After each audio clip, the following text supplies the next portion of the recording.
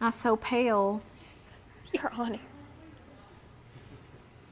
Today's snow is crippling much of the Washington lowlands. Mangudu. Once it's turned on, the sign will spell out Deli Cat Essen. Can you demonstrate for us what it's like to brush our teeth's pet just a little bit? Certainly. It's going to be areas of drist and mizzle. Drist and, what am I saying here? Mist and drizzle. I literally combined both. Good to see. Oh, you've been joined by a beautiful lady. It's a man, actually, Derek. Who's? I just kept hearing it. I'm ducking and everything. Died in the house. I got scared. I dropped my hot pocket. Let's get excited about that 69. I mean, that's pretty good this time of year, isn't it? I know you're excited about the win, but how about that 69? Over the last 2 years, hundreds have landed in the Summit County Medical Examiner's office. My brother used to break in our house and steal the TV. But now he's dead. We'll probably sit around and cook some soups and eat bread and desserts and just get all fat and sassy. Wow.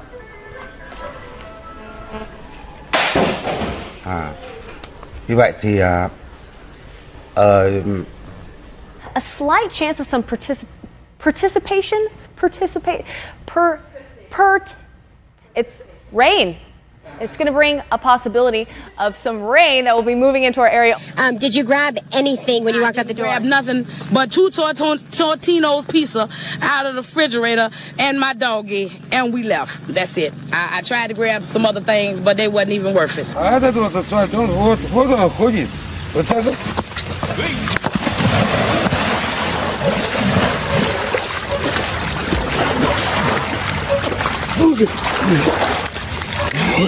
It's okay. Come a little closer. I'm going to stay over here by Jonny. Do they know each? No, hold him tight. Hold him tight. Hold him tight. I am. Hold him tight. I am. You got him. I am. That's okay. All right. All right, Jonny, you got it.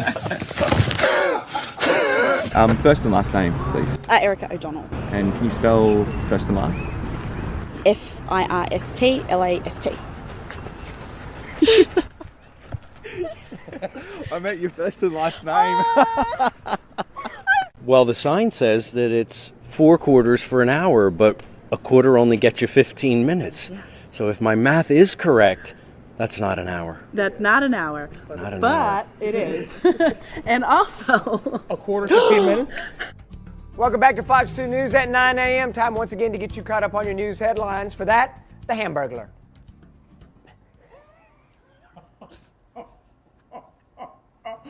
It's your birthday. I'll let it pass. Thank you. No, I won't. I'll get you later. And England skipper Andrew Strauss arrived in London, proudly showing off the little urn.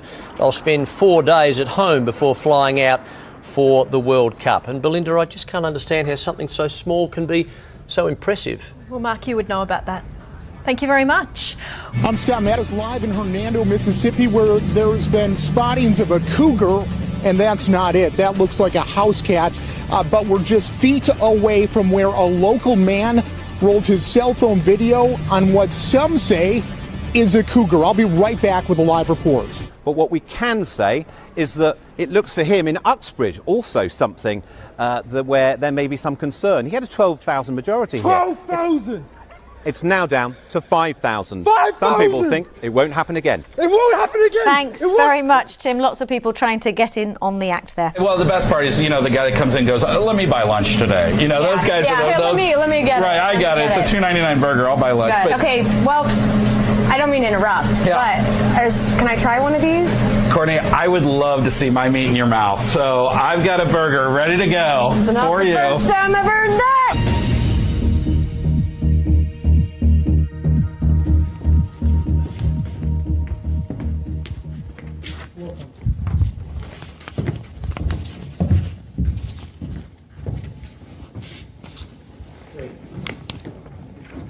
Hello and welcome. Also on, Chef, was Constance Landry. She says she's lived here her entire life, almost 80 years, been through just about everything. Ain't no 80 years old. Well, just about. I'm sorry, Miss Constance. 76 to be exact. No, 75. 75. Are you coming back to New Orleans and New Orleans East?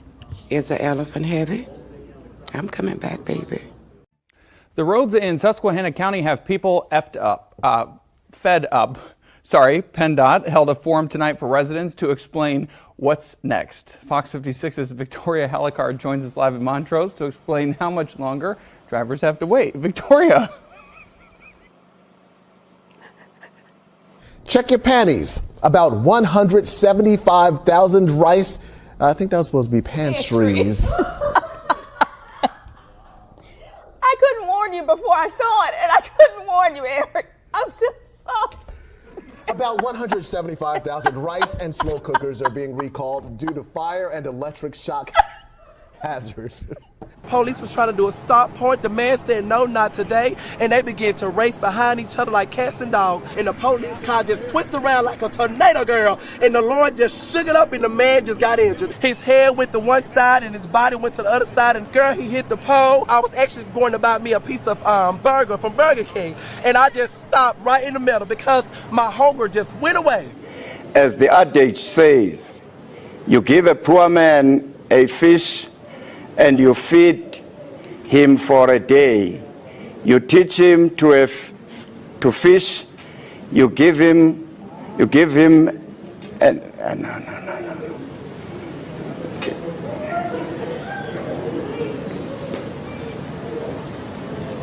Cute. All right, Mike. So, are we gonna have some barbecue weather, or you're gonna have some wet meat out there? You know? That's actually disgusting. You know what? Just the beach just wet. Oh, that's gross. Please put that thing that says hyperlocal forecast now. Perfect. Dry so non-wet meat weekend. No wet meat on dry Friday. meat. Ooh, I love those days. Love some dry meat. Love dry meat. It's time now for a full look at your forecast with Astrid. Maybe we can canoodle before you get into it about, We're not going to be canoodling. What? Oh, I thought canoodle meant chat. Astrid, you're lucky there's a producer in my ear. I would have carried that on and on. You know what? You just made the blooper reel. Good job, Andrew. Classic. Take it away. Get me off camera. Oh, this is too much fun. Candle out in the pumpkin. I thought it smelled some. I thought something was smoking. I do see the smoke coming up. What happened just now? Well, no, because it's resting on some paper, and so I didn't want the little tea light to overheat, and then all of a sudden we've got breaking news here at the channel. I told you if the sprinkler systems come on, I'm done for the day. Yeah, go. That is not sitting up here looking like a mop. Yeah, you don't want sprinkler system and a beautiful weave because they do not go together. Wow, you're beautiful. You said it was a weave, right? It's not. Oh.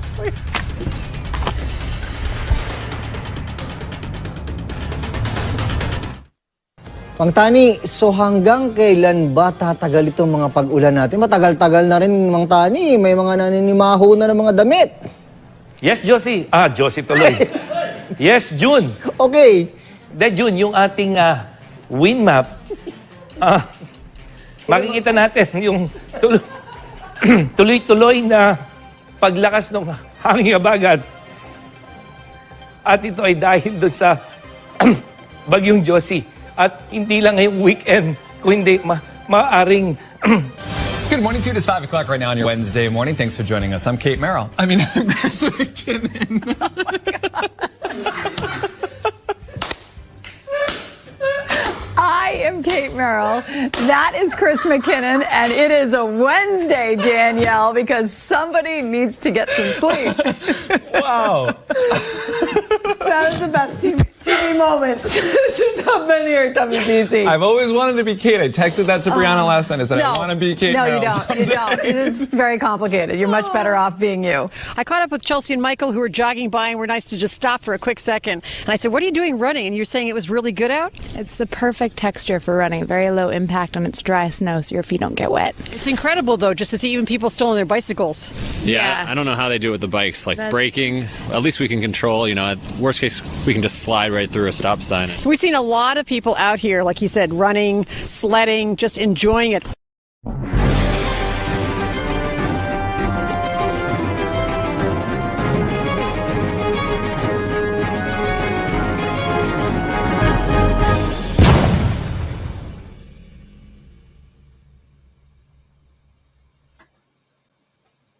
Hello, you beautiful lot, and welcome to Scab News. Thanks for tuning in. Tonight I'm going to be looking at some world news, all sorts of weird stuff, all sorts of current news. I appreciate it's quite early where most of you are. It's just gone 10 o'clock. It's 10 o'clock here in the UK. And this is your soon-to-be newest favourite anchorman, Jonny Scab, bringing you Scab News. Hello, L. William. How you doing, mate? How you doing? It's nice to see there's a few different people in here tonight. St. Patrick. He's one of my top men, St. Patrick. He's the agent of chaos. Yeah, we got some good news. I've got some different little news things for you tonight that you might like. Because over here in the UK at the minute, it's very political. We got our political parties at each other's throats, and they're sort of like, you know, that time when everyone's sort of like debating each other and sort of telling us their promises and trying to one-up each other. It's that period at the minute. So I've got the first thing is Rishi Sunak, which is our Prime Minister at the minute. He's a little knobhead. He's a disgusting creature. Little drip he is. Him and Keir Starmer. Keir Starmer is like the leader of the opposition party. He is the leader of the Labour Party, and Rishi Sunak is Conservative. I guess the closest equivalent to Americans is like Conservatives are more like Republicans, and Labour are, well, I guess the equivalent would be your other ones. Your but yeah, it's that time. So this is a little bit about it at the minute. 200 miles from Downing Street, the battle for number 10 now playing out in Grimsby. The two men vying for the keys to that door know they need to win voters like these. This place voted Tory last time, but now Labour wants it back. Keir Starmer first up to be interviewed by Sky's political editor Beth Rigby. He wants to convince this audience and the country he can be trusted. But it's a long journey since his last election campaign. You said, I do. Right, Keir Starmer, he's a slimy cunt, right? He's a posh guy. He's quite upper class, he's posh. But he's sort of infiltrated the Labour Party, who are meant to be lower class and working class people. And he's basically a Conservative in disguise, if you know what I mean. He's new Labour. They wouldn't be the Labour Party now. At one point, when they were first formed, they weren't bad. But it was a long time ago. Do you think Jeremy Corbyn would make a great Prime Minister? Jeremy Corbyn, did you mean that? I was certain that we would lose the 2019 election. Did you not mean it when you said it? Jeremy Corbyn, for those of you that don't know, he was who ran last time against Boris. He was running for Labour as well. He's an old scabby communist hippie guy with a beard, and he wears like a fisherman's cap and a woolly jumper. I was certain that we would lose. Now will you actually say, yes, I thought that, or I didn't think that at the time? Just be honest. I honestly didn't think that we had a chance of winning that election. So you said it anyway. Tax, a constant issue in this campaign. Do Labour's plans add up? But the Tories say you will go further. They're right, aren't they? You will. Well, the first thing I'd say is the Tories are in no position to lecture anyone about tax rises. We got the highest tax burden. So, no tax rise. At the minute, to be honest, with Rishi Sunak in charge of the Conservatives, it is basically it's shit. But yeah, normally the Conservatives are a little bit better than Labour. In the next Parliament. No tax rises needed in the plans in our manifesto. In the plans. No tax rises for working people. That's income tax, national insurance, so you're and VAT. not ruling out. I just decode that for you guys, because when a politician says no plans, it does mean I might. Well, Beth, I've done this a bit. It does. No plans for a wealth tax. But well, I'm sorry, right? But that woman questioning him, she's not really in any position to question him, is she? I mean, look at the mullet on her. He's a top earner himself. It's like a Lego thing. Look at it. Yes, of course. Oh, I missed it again. Hint of Yeah, domestic it's life. what and is that? personal troubles. Was Vic, your wife, not keen for you to do this? No, she wasn't at all. She What thought does she think it'd be about the far better to prospect of you- continue being a lawyer Okay. on a reasonable salary and not have all of the challenges that you get as a politician. But I was clear in my mind. I wanted to come into politics because I wanted to serve my country. The audience asking questions too, and Yeah, some bloody not right, holding back. Pat, bloody Over the last right. year, I feel like you've formed into more of a politician than the person that I would have voted for to run the country. You seem more like a political robot. How are you going to convince others like me to vote for you? Well, he's so smug. He's just got a smug face. One of those people you just want to slap a few times, then boot in the teeth. Well, the most look. All I can say, I went to run the Crown Prosecution Service. You referenced that. I was the chief prosecutor for 5 years. Apologies. Cayman, did he convince you? Yes or no? I hope you don't answer the questions how you answer the questions. And I hope you never answered them the way that you did when you were a solicitor, because you don't seem to answer the question. Okay, I'm gonna. Some frustration at the lack of detail, but this man not giving much away. Rishi Sunak needs a big win in this room and beyond, but can he escape the chaotic record of his party? In this parliament, we've had 3 prime ministers, 5 chancellors, 5 home secretaries, 6 health secretaries. How do we know? Right, he's not going to win again, this guy.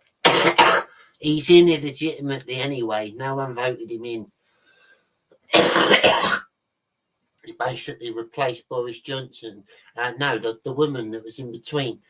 We had a prime minister that was in between Boris Johnson and him, some woman, and she only lasted a week or 2. It was disgraceful. Disgraceful. It's a big moment in British history. Like the weakest prime minister, or one of. No.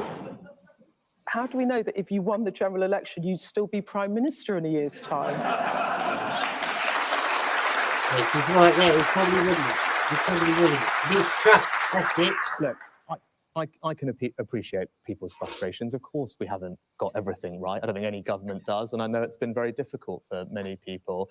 But what I can do is work as hard as I can to deliver the stability that I said I would. And I've had this job for 18 months. The PM tested like rarely before on his promises. 1, to get waiting lists down. No, just cut in NHS waiting lists. That's pledged. He's such a dweeb, isn't he? He's like Mr. Bean or something. Look at him. How embarrassing. I'm glad we're not at proper war with anyone, because he wouldn't strike the fear of God into a fucking ant, would he? Look at him. 4. When you made the promise, the list was at 7.21 million. It's now at 7.54 million cases. It's gone up. Yes, it has. Yes, I'm very good. We've not made as much progress on cutting waiting lists as I would have liked. The point. Rishi Sunak facing boos, losing some in the crowd and, at times, looking crestfallen. Immigration, the next challenge for him to overcome. Why did you call an Queen election of before slime. voters could actually see it was happening?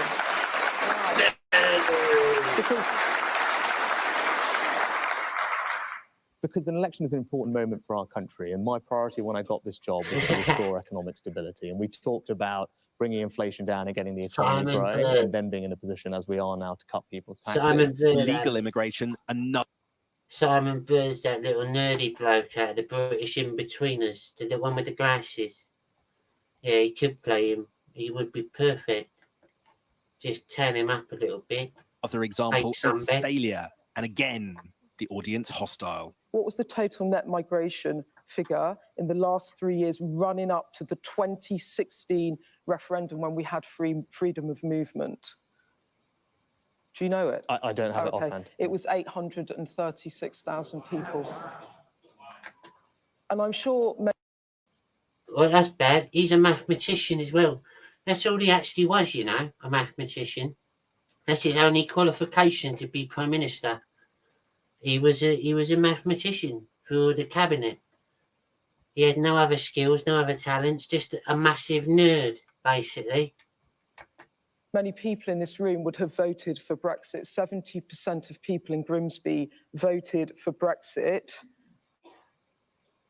How do you think they feel about that when they hear that net migration into this country has Hello, more than Mr. doubled Perfect. in the last 3 years from before we left the European Union?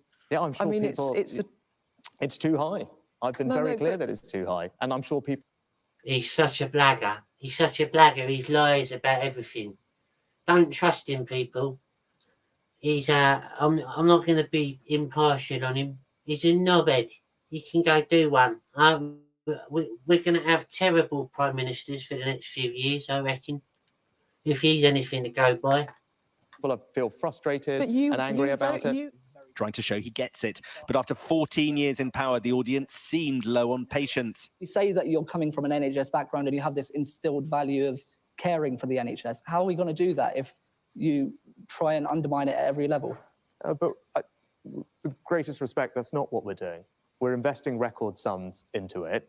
We're training more doctors and nurses than we ever have. And there are more doctors and nurses in the NHS today than it's also had. Because there's He's a liar. He's a filthmonger. shortages of the staff already. We're short of radiographers, all the trades, all the different specialities. Yeah, you tell him, love. You tell him.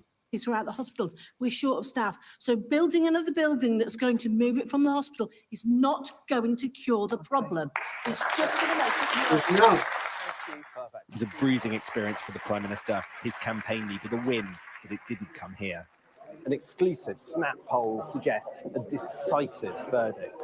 64% said that Keir Starmer won, just 36% said Rishi Sunak, not the result the Prime Minister needed. Well, they're both well. Halfway through this campaign tonight, a major moment. Both sides will try to claim their man won.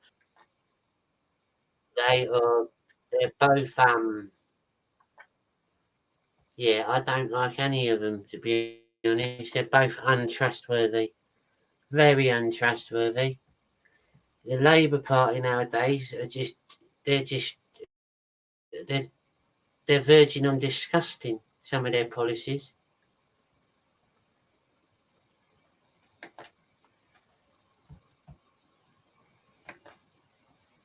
Yeah. It's probably the same. Well, at least America at the minute, they've got Trump, haven't they? So they're a little bit better off, I guess. Or they're gonna get Trump, I hope. I hope he comes back. Yeah, the Conservatives always sort of like, I like original Labour. The old school Labour was good back in like 60s, 70s. But then voted Reform, yeah. Reform, yeah. They're probably Reform is probably the only way forward, to be honest, isn't it? It's one of the ways that's going to change things, the Reform Party. We need him. What's we got from St. Patrick Tea? Yeah, Adam, you're all right there, mate. Patrick Tea. We need a fart. Yeah, we do. There's a party here. The voice of reason. Yeah, there was another thing I've seen recently about Biden, the American president, commander-in-chief. He went and met the Pope. And the Pope was visibly uncomfortable, apparently. Biden tried sniffing him up. Like Pope Francis, one of the people that's meant to be like, the sniffer king, sniffs up all the kids.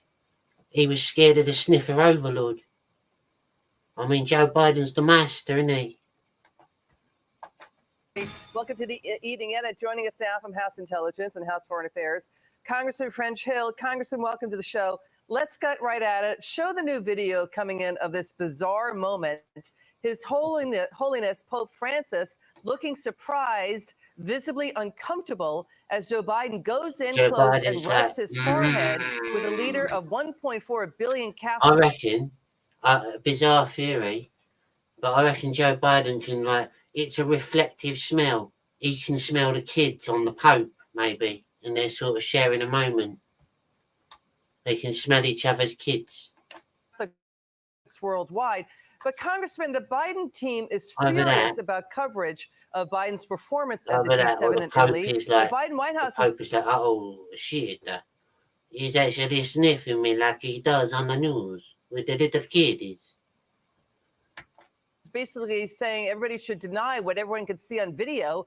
Biden appearing frail and confused. Congressman, this is hitting the 2024 race. It affects the future of America. Your take on this, what you're seeing?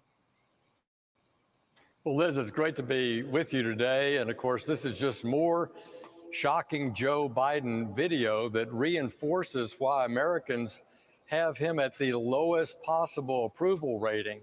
We've gone from coming up behind young ladies to now butting heads with the Pope. I guess he's begging for absolution for all his failures as president. He comes up behind people. He's a creepy man. He just lurks up behind them and goes like, sniffs the back of their hair, and he gets some sort of energy out of it. He's like a soul sucker. But in any event, he's doddering on the world stage when the world is burning. We need strong executive leadership in conjunction with the Congress, and that's why I'm so hopeful that we. I'm definitely not a fan of Biden, but I feel sorry for the man. His people, his handlers, are blatantly aware that he's just he's old and he's losing it, and they're just using him. Like they've got to wrangle him around half the time. It's ridiculous. Like he just wanders off. You'll be doing something important, and you just wander off. We're going to have the voters grow our majority in the House, let us have a Republican majority in the Senate, and bring President Trump back to the White House. You know, what is really going on behind the scenes with this president? Because, you know, the British and Italian press are reporting foreign diplomats. It's abuse of the elderly, really, isn't it? And Joe Biden is he's not a perfect person. He's probably a bit of a dickhead. But, like, yeah, he ain't all there, is he? They should retire him and put him somewhere safe. In a nice little home by a river or a lake or something. Let him live out his days there, wandering around looking at roses. It would be nicer, wouldn't it? And their aides are, quote, raising new doubts about Biden's health after what they witnessed at the G7. They're saying, reporting, quote, it's the worst Biden has ever been. It's embarrassing. He appeared to be losing focus and concentration at meetings. So what you're in D.C., what really is the state of this president? Because perceptions matter. This matters for America. Well, when you're on the globe stage, you need to project authority, power, and leadership. Yeah, exactly. And Joe Biden is not projecting any of those three things. They've agreed to this lackluster arrangement to use immobilized Russian assets to benefit. You are right. His friends and family and loved ones should have said, oi, Joe, I mean, you're all right. You probably would have made a good president at one point in your life, but you're a little bit past it. You ain't far off, you know what I mean? Like, it's a bit late, mate. Fit Ukraine when Congress gave Joe Biden the authority to seize those Russian assets, put them in a trust fund for the benefit of Ukraine, and lead Europe by encouraging those countries to do precisely the same thing. And yet he's come home without that deal. It's very concerning to me. We need American leadership, and Joe Biden is not expressing it on the world stage. You know, Axios headlined its story about the summit saying, quote, world losers gather at the G7. A lot of people losing faith. There's going to be rebellions. Going to be rebellions soon. People rising up. Definitely. It happens. History repeats itself. The leaders are weak. The leaders of the world are weak at the moment. There's only certain countries that are doing anything. Saying the majority, Biden, Justin Trudeau, Francis Macron, German Chancellor Scholz, approval ratings historically low, below 40%, that the overseas players, quote, may lose their jobs. How does this impact Biden? How in the race? And how, by the way, we're going to get into how would Trump handle all of Russia, Ukraine. Take that on first, though. Yeah, we're in a time of transition right now. And you're right, among the leadership, we've got elections in the UK on July 4th. We've got elections elsewhere in Europe and in Canada and in the United States. This makes it an even more dangerous time in the world, where world leaders need to stick together and stick to the message, because authoritarians like Xi, like the Ayatollahs in Tehran, like Putin in Moscow will all... Totalitarians. Basically, Western governments are becoming a little bit like that nowadays. Like, they're bringing in all these crazy laws and agendas, aren't they? They're a bit totalitarian, if you ask me. Attempt to take advantage of this unrest in the democracies and the legislation. I'm sorry, the elections that we have before us.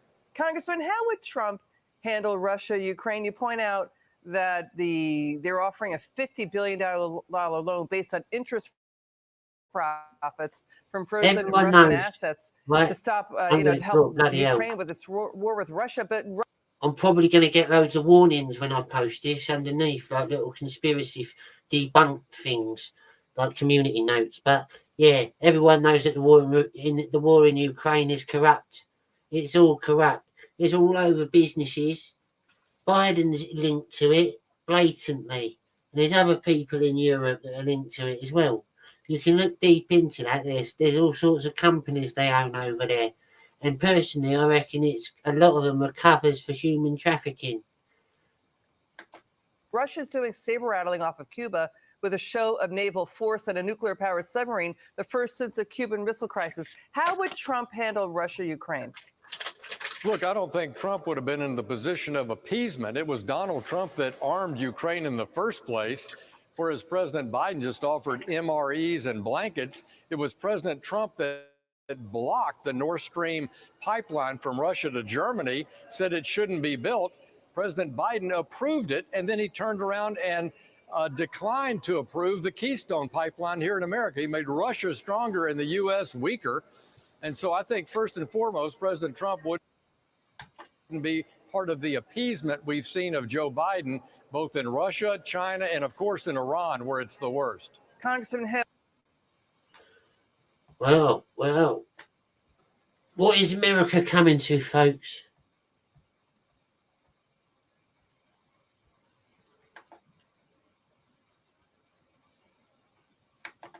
What is America coming to? Biden, what is he, are you going to be voting him out soon? You're going to be voting him out?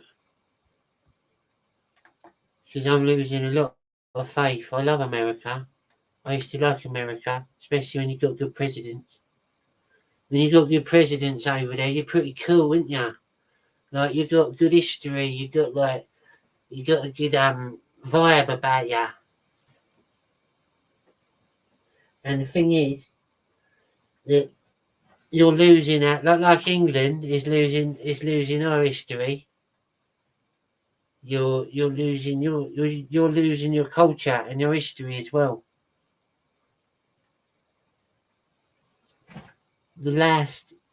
Oh yeah, what's this?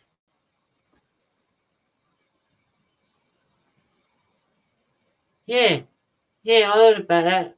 Definitely, Patrick. Yeah, it was all rigged, wasn't it? Basically, it's like extra votes and all that. I mean, who could have voted for him? Honestly, even fucking Bernie Sanders got more of a clue than him. And that's saying something. Even he's more switched on. Yep, exactly.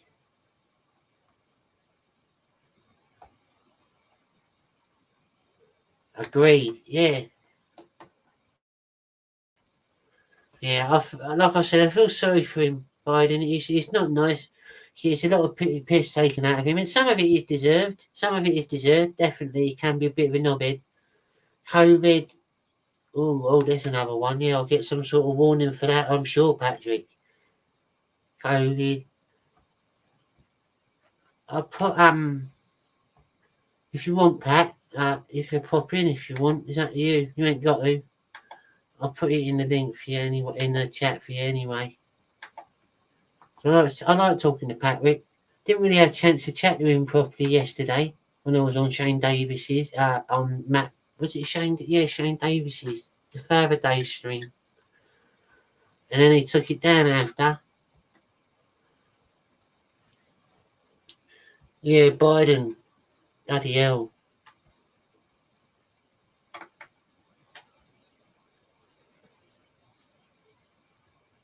Whoops, sorry. I know, boys. Right, we got Little Prince, the Little Prince, Prince Louis steals the show at the Trooping in the Colour. The Trooping in the Colour, ladies and gentlemen, is a big event in Britain, in England, and Britain as well. It's when all the Queen's royal household army divisions and all their regiments, all the royal regiments come together. Oh, we've got Mr. Patrick T. How you doing, Patrick? What's happening, Johnny? Yeah, well, good, mate. I'm just discussing little bits of news, as you can see. It's good to see you. I didn't have a proper chance to chat with you on Shane's Father's Day stream. It was kind of talking about toys and things. And yeah, Shane's Shane does his own thing. Yeah, I like Shane though. He's good. Speaks his mind. He's a good man. So how you been? What you been up to much today, Pat? Let's see, what did I do today? I haven't gone into town today. I've been mostly doing stuff, working on the Jeep and things like that. Fair play, chilled out. Yeah, this is Prince Louis steals the spotlight as he dances at the Trooping of the Colour. Those kids look pretty old, man. The last time I checked, they were little infants. Yeah, they're growing up fast, aren't they? They got. I think I lose count of them now. There's too many of them.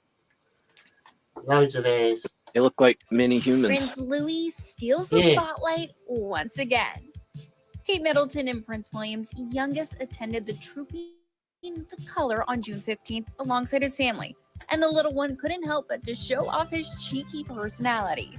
While watching the parade, honoring his grandfather, King Charles's birthday, Prince Louis was spotted dancing to the band's music. His older sister, Princess Charlotte, appeared to tell him stop as his mama laughed at Yeah, she's trying not to laugh, isn't she? his moves. The 6-year-old was also caught on camera playing with curtain cords as he chatted with his mom. It must be weird for like the royal kids, like to understand that, like because they're taught to sort of act a certain way. They're like disciplined and stuff. It's all etiquette.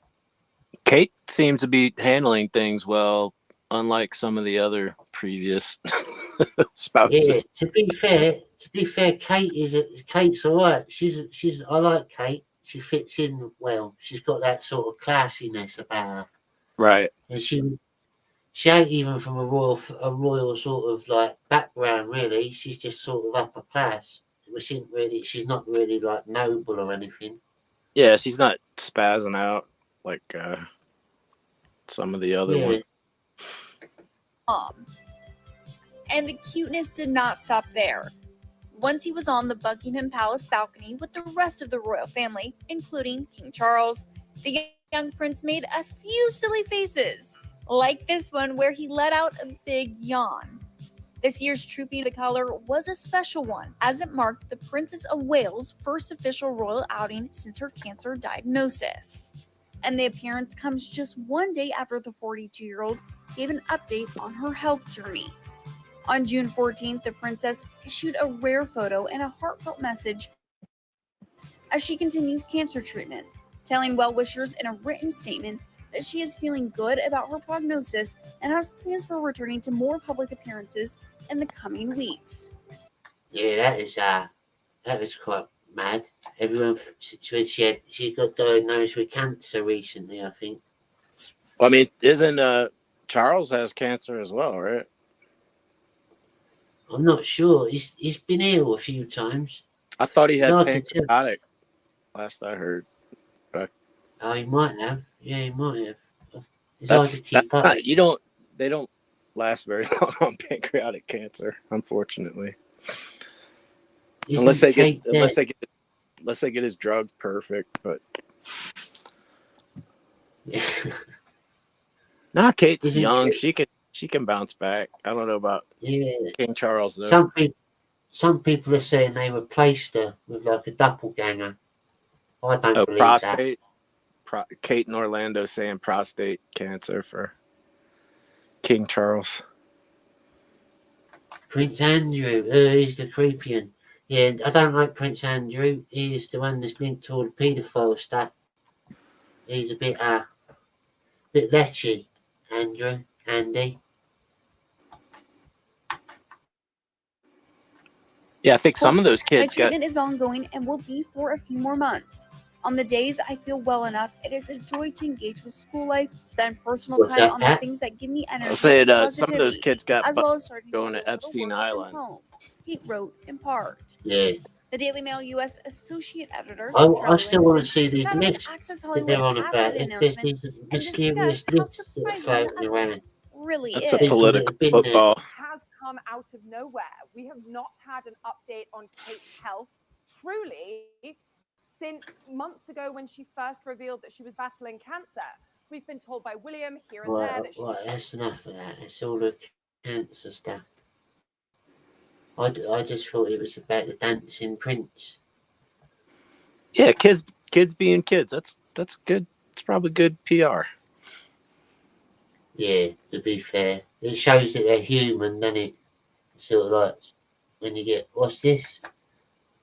I heard that too, Johnny. She's replaced creepy. Maybe. I hope not.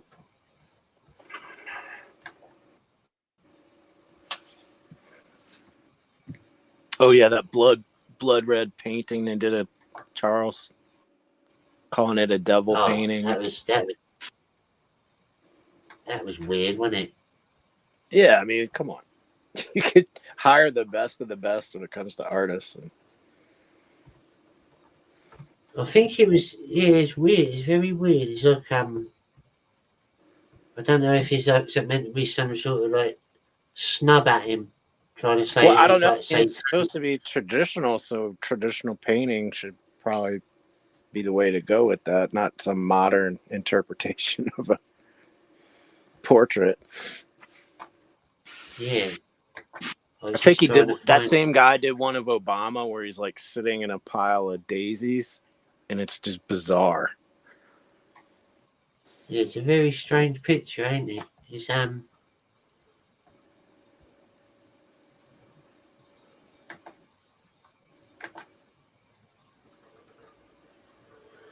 King Charles' first official portrait since his coronation.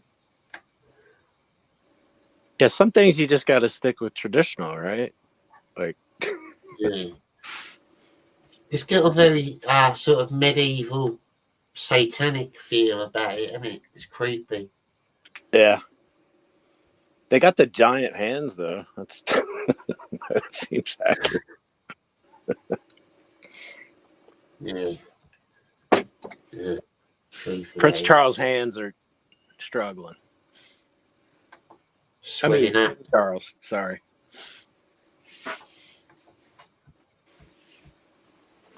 Yeah, I don't know how long he'll be king, to be honest. I want William to be king. I think William would be better. Yeah, it seems like William is a kind of no drama dude, so probably be the way to go. Yeah. He seems better. He seems like he'll be more chilled. But I think that with Prince Charles is a bit more Greenpeace and hippie-ish. Yeah, that kind of shit drives me crazy, but yeah, he looks like Greta Thunberg and people like that. That's what that's sort of like dodgy stuff. Horseshit science. This is an article I found. Crocodile that lunged at children caught and cooked into a large traditional feast. Sounds interesting. Crocodile, so that's in Australia or guess Africa. so. Here we go. A crocodile It terrorised Aboriginal community. That's Australia. Oh, yeah. It was shot and cooked up by the locals who devoured it in a traditional feast. The reptile, measuring 1.63 metres, moved into the river. Yeah. You know, is that how big are alligators in America? Oh, Are they it depends. I mean, they can live like over 100 years. So just depends on how old they are. And sometimes they'll have an alligator act up and they'll have to take them out, you know. I guess it must be similar with crocodiles, even though they're different breeds. They live similar years, I guess. They're old, aren't they? Reptiles. Yeah, they're real old. The Cajuns go shoot alligators down in Louisiana and Texas and the southern states, you know. Is it legal in certain states then? Well, they have a hunting they have you can get hunting licenses for the hunting season, and then they give them out tags so they can get X amount of gators. But yeah, they'll get like if it's off season, the gator's been acting up, ate something he shouldn't have, or is just causing a menace, and they'll go shoot him. Just culling them, basically. They do that. Yeah, they do that. Well, they don't want them to go extinct, but at the same time, if they get out of control, you know, right, they'll eat dogs or kids or some shit, and that'll be their ass. They'll take them out.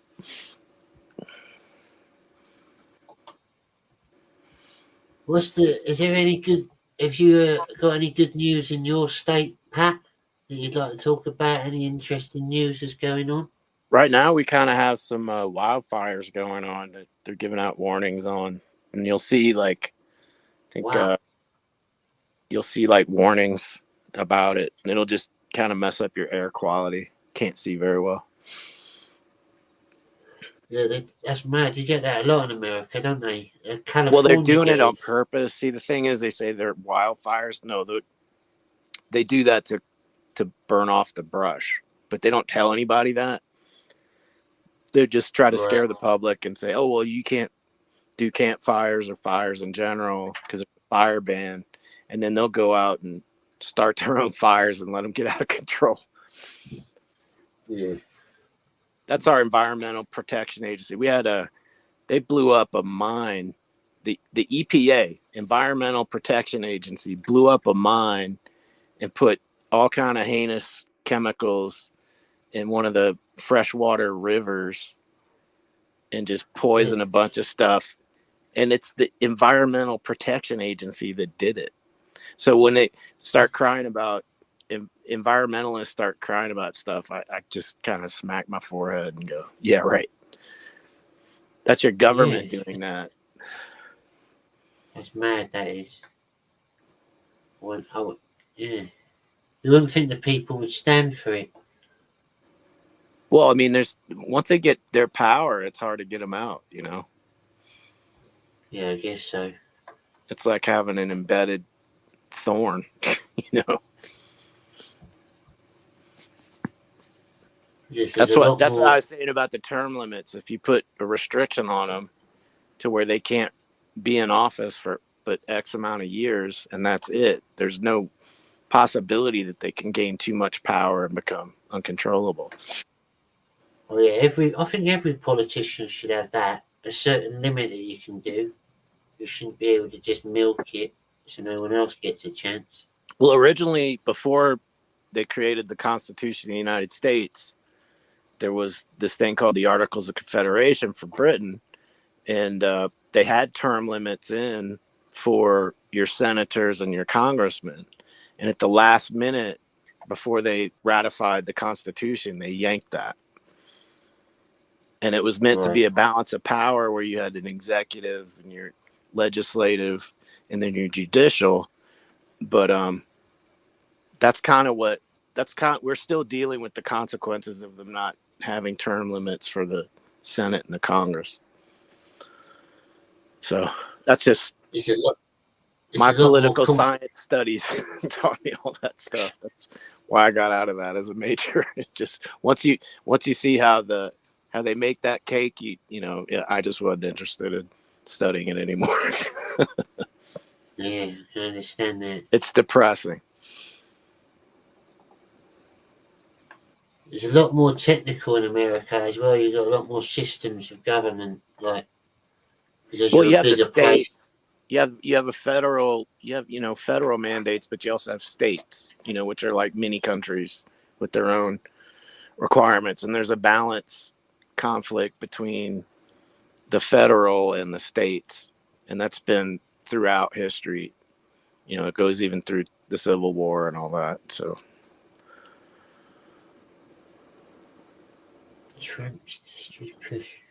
And there's always the Supreme Court, the judicial, they're always sort of deciding cases where who has the authority, the federal government or the states, to govern their laws. So just a power struggle.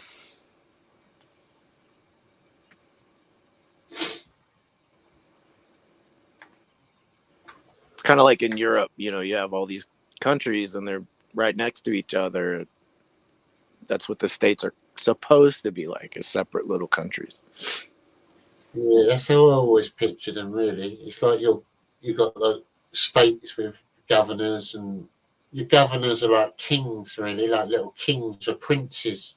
And then your But president's what's funny like is a lot of states still have term limits on those guys. So, it's just it's the problem is your federal government doesn't have those term limits in place, then they can amass so much power, especially when you're on a committee like for military, for example. Like, imagine the amount of bribery that can happen with those contracts, and so there's just more potential for corruption with the longer they're in office.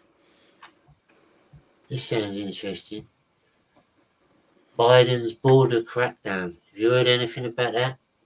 Oh, well, he's Biden's basically border. not enforcing our borders. In state of Texas, Arizona, they're trying to enforce their borders, but Biden's trying to get them to not enforce the borders. And the whole mentality is that the immigrants that come through illegally will vote for his party. So that's why they'll just let them come in. The issue is they've got 8 terrorists on the border right now. They do that known in England terrorists as well. Yeah, that are They known let terrorists that are climbing to get in here. And our border's wide open. Like, I don't know if you've been in the United States, but you can go to, let's see, Big Bend National Park, which is a national, our national park. And literally the Rio Grande, you could literally throw a rock to Mexico. There's no fence. It's, when the river is down, like, you could literally just walk across. Yeah, I've never actually had the pleasure of being going to America, but I have studied it quite a bit, and I've looked at the maps. I know a bit of the geography and stuff.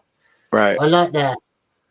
I like the if I went, I'd probably visit a lot of the East Coast and sort of the middle and south, sort of East, middle and south. I'm not too keen on California and all that lot. Oh, it's nice. yeah. It's nice landscape. Beautiful in California. And, California, well, everywhere. California is beautiful. Yeah, but I've heard it's got a very woke government over there. They're a bit It does, odd, but most of that occurs in your big cities. So I don't know about England, but I would imagine that London has a pervasive amount of that kind of stuff, and it's just it's a big city problem. Once you get outside of the big cities, like, nobody feels the way that they do in big cities. Yeah, I didn't think of it like that. There's a lot of little towns and stuff in California as well, isn't there? It's a big place. So there's just a lot of nothing. You can literally have thousands of miles where you see nothing except nature. So that's the big thing. Yeah. I'm a very nature loving person. I like going camping and hiking and stuff like that. Oh yeah, like where I live, there's tons of that. So Yeah, it's not so much of it around where I live. I'm in quite a big built up area, but if I drive about 2 hours, about an hour and a half, I can get to Dartmoor National Park, which is like a really big. Well, we class it as big anyway. It's one of our biggest national parks, and you're allowed to camp there. It's one of the only legal places we can camp. It's a nice place. well, here we have BLM, which isn't Black Lives Matter only. It's a Bureau of Land Management, and you can literally, it's like public land, and you can just go there. You can camp wherever, and there's huge chunks adjacent to national parks where you can just go do your own thing. So yeah, I'd love all that. I've got my mate Patrick Quinlan popping in as well now. He's in the back room. How you doing, Pat? Howdy. Another What's going Pat. on, guys? How's it I've going, got two Quinlan? Patricks. St. Patrick T. It's an honor, sir. You're one of Good the to good meet you. Patricks. You too. I also We were have a middle just name of watching T, so we're both Patrick T to a degree. Yeah, I had to change it to St. Patrick T because there were so many Patrick T's doing bad stuff in Yep. CG. So. Yes, I know. People look at your name and they're like, "Nope, fuck that." And then I'd be like in a chat for EVS's streams, and people be dog cussing me and stuff. It's like, that ain't me. So I just changed it. What you guys on? What you talking about? Oh, we're talking about camping just now, camping and national parks, and Nice. Yeah. before that, yeah, government. Oh, the government. Ugh. And at the minute, it's Biden's executive action on the border, and Trump hesitates on declassifying Epstein files.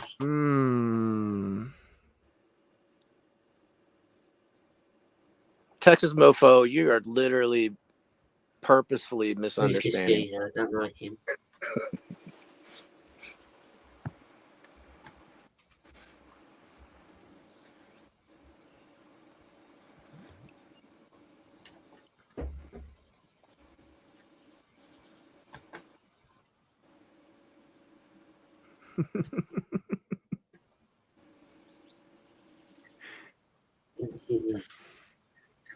Yeah, that's the volume's not going through on the news report, Johnny. Right. So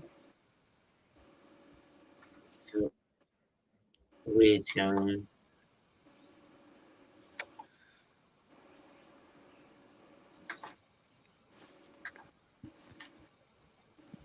I hear the birds out there, Johnny. It's early Can you morning still for you, I hear me, guess? guys? We can hear you, but not the video. No, that's not me. He's out. Weird, right? I'm not sure how to change that. It's all right. I'll find another clip. I think that window's weird. Yeah. Is there any news around near your area, Patrick, that you'd like to talk about? Any sort of interesting news?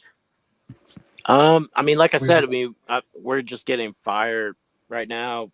At the moment, we're getting fire warnings. So Yeah. Well, I meant Quinlan.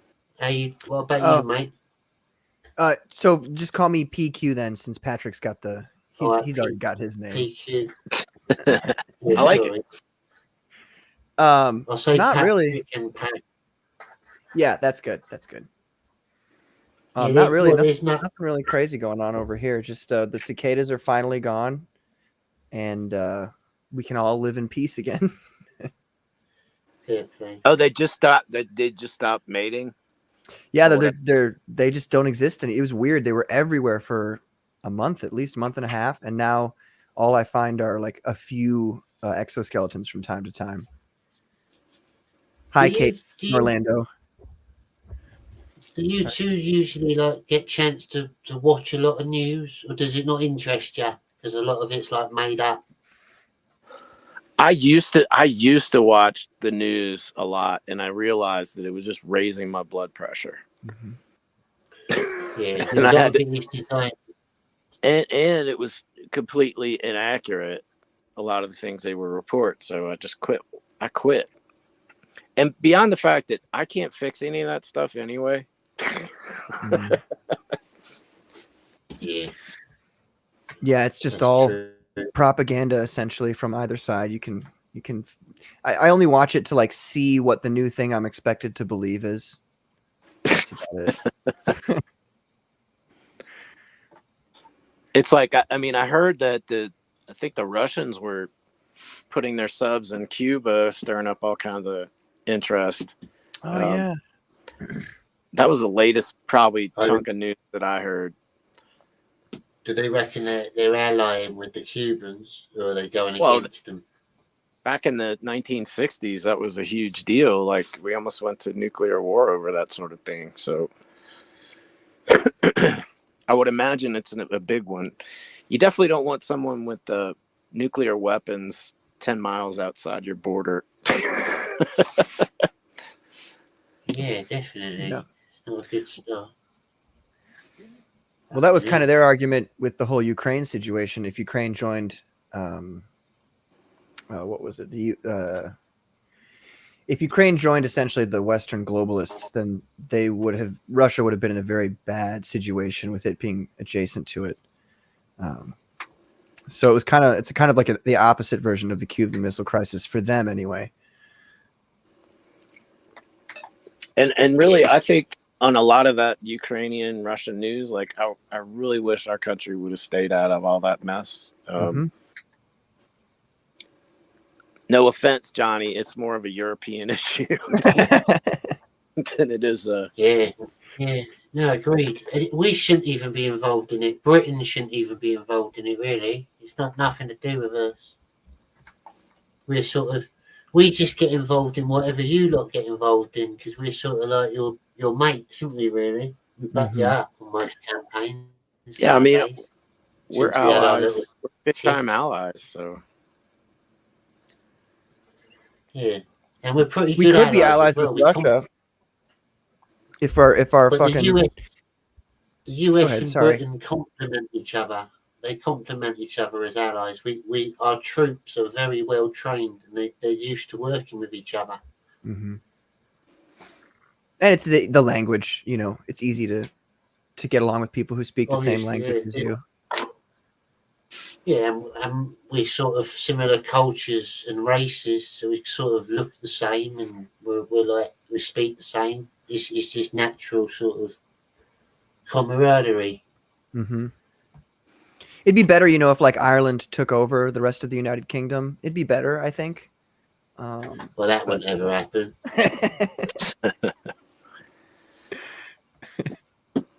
Maybe if they had an army, if they had a good army, but like they left Britain, so they've got to form their own army now. They used to share Britain's army. Yeah, I heard Ireland was getting very capitalistic and in their sort of economy, and I feel quite sorry for Ireland. Like, we were enemies with them for a long time, and they sort of like fought against the English to get us out of their country. And when they finally managed to do it, like the peace talks with Tony Blair and stuff like that, we haven't had much trouble since then. And instead of having English people living in their country and invading it, as they said we were, now they've got like migrants. And their cultures are even further away from English culture. So it's like they've been duped, really. Their governments sort of like made them fight for all these years for Irish purity and Irish sort of coalition. And then they start breathing them out like everyone else in Europe. It's funny you got you say that. I actually saw a thing today where the Irish are losing it with these with the Muslims. They're starting to get real pissed about it. And there was apparently some mosque that was going to be built on this land that the Muslims had purchased from the Irish government. I might be getting some of these details mistaken, but what the Irish did is they figured out that according to Muslim law, like you can't you can't build a mosque on a place that's been, quote, splattered with pig blood, because it's like I guess a dirty animal to them. So what the Irish did is they killed a pig and then they buried it right where the mosque was supposed to be built. So now they can't build the mosque there. That was a clever move. Yeah. The only sad thing is all the wasted They call bacon. that pig zoning. Yeah. We had our D-Day over here recently, and our Prime Minister was a right knobhead. He just like messed it all up. Have you seen the British Prime Minister? He's a little like nerdy Indian guy. Yeah, it kind of looks like a weasel. Yeah. That's what, I mean, politicians are not fans of the people. I mean, people are not fans of politicians necessarily. Well, for good reason. I mean, most of the time your issues stem from the state and the people in charge of it. I know, but young people today are pro-government, which is bizarre to me because even Democrats, like back in the 60s and 70s, like very anti-government, and it's just completely the opposite now. Mm-hmm. Where the young people are pro-government. It's like, Yeah, they're all little simps nowadays, aren't they? They just like they go along with anything they're told. There's no rebellion. well, They there's need no another pump movement. there's no critical thinking, which is the problem. You could be Yeah, pro-government if it's Yeah. the right thing, but you got to be critical of everything. Well, they kind of bred that out of our education system a while ago, which is now it's more of an indoctrination system that people don't know how to do anything. I mean, I used to work with kids maybe 7 years ago, and I'd have these kids who were in 4th grade who didn't know how to, they didn't know what like 8 times 6 was. And it was like, what the fuck are they teaching in that school? Like, you don't know anything about anything. How does... Well, there's also at the same time, which they didn't have when I was going to school, but these days they're kind of getting back into trade schools, which that's a positive thing. That's probably the most positive thing I've seen in the educational systems, that they're making sort of a movement towards trades rather than careers, because trades can be careers. And practical skills like plumbing and electricians and mill workers, mechanics. I got a lot of young mechanics at my dealership, a lot of young ones. It's good for them too, They don't like all the work. That's the funny thing, the difference in generations. I'm only 32, but these I'm 30. I'm only 30, not 32. But these kids who are like 21, 22, they'll come to work and they'll work for 10 hours and they'll be like, "Oh, I'm so tired. I just want to go home." And we're like, "You got a couple more hours, dog. This is your life forever now. Just get used to it." Well, yeah, you do 12 shifts so you can have the weekend off. Yeah. It is funny, isn't it, when you're a proper grafter and you work hard and you see some young kid and they just started doing it for their first time. They expect it to be a breeze, and then they do their first day's hard graft and they're just dead on their feet. The most disturbing thing I've seen about the new mechanics are that they don't know how to drive a stick shift. Yeah. I find that to be an issue. Yes, a little bit. A little bit. What's it like over there? Like, can you take lessons just on automatic and get an automatic license, or have you got to do both? Yeah, I mean, it's not like Germany, or I don't know how Britain is. I know Germany, you can't get a driver's license until you turn 25 or something. It's 16 in Britain. Okay, so it's similar here with this age 16, but like when you hear Volkswagen on their GTIs, they're no longer going to make a stick shift. I find that to be an issue. Well, over here, you have to choose to do an automatic license. Your standard license is stick shift, but if you do just an automatic one, that means legally you're not allowed to drive a stick shift. you're better off driving doing a stick shift one, because then you can legally drive an automatic. It's really not that hard to learn how to drive a stick shift. In fact, you know, I mean, we have a lot of automatic vehicles here, but I insisted to learn a stick shift. I'm like, there's no way that I'm not going to know how to drive a stick shift. They're also cheaper to buy. Well, beyond that, like if it's an older vehicle, like they're saying that that's the best theft repellent these days is to get a standard transmission because nobody can drive them here. Right. It's like having an extra lock on your car.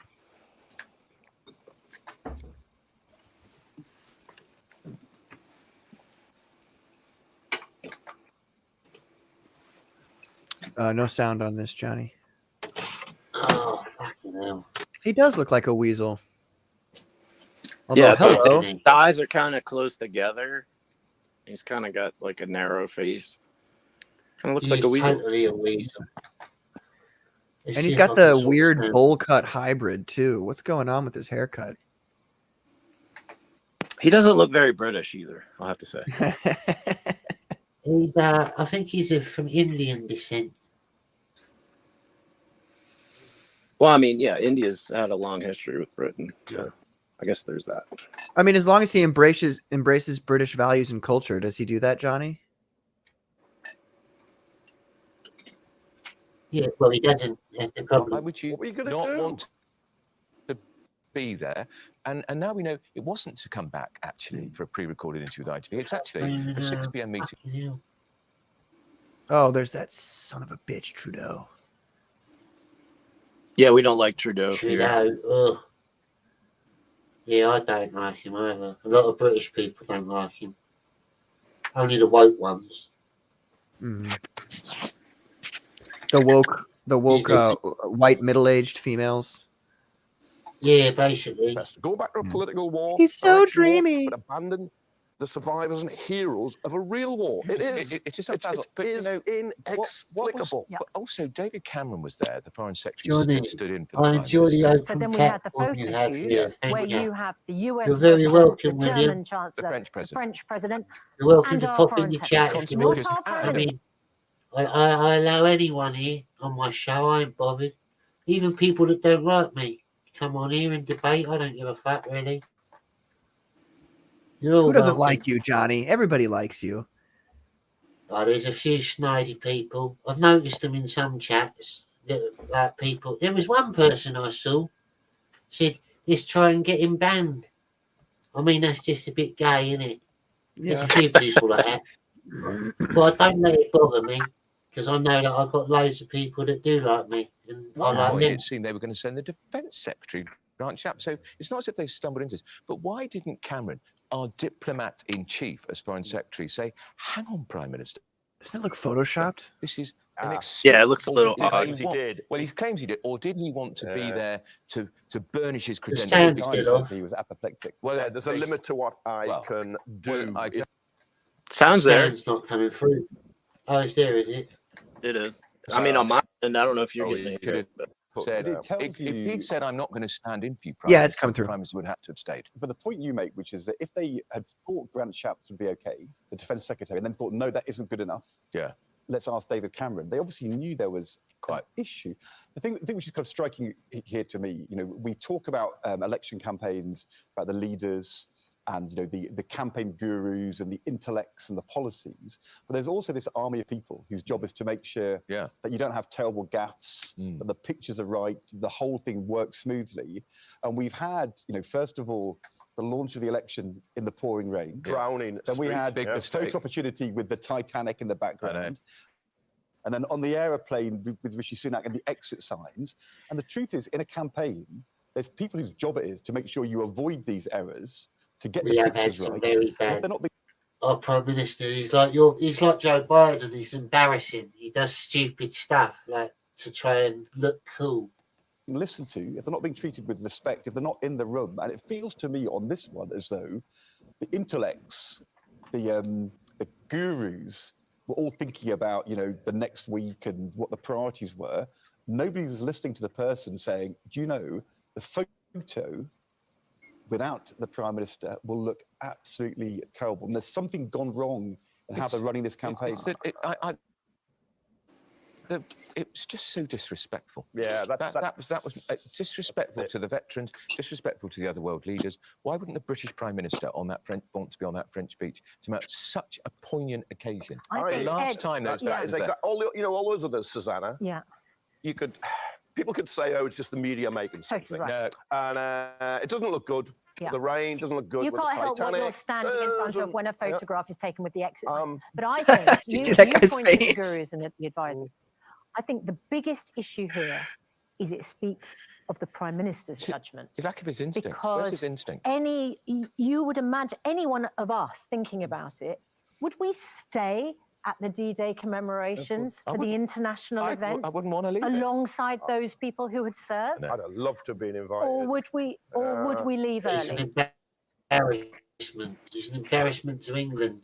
As an Englishman, I'm embarrassed. He's a horrible little weasel, man. Yeah, I was catching weasel vibe. So. Like being in pain. Those are Tim Shipman's words. Yeah.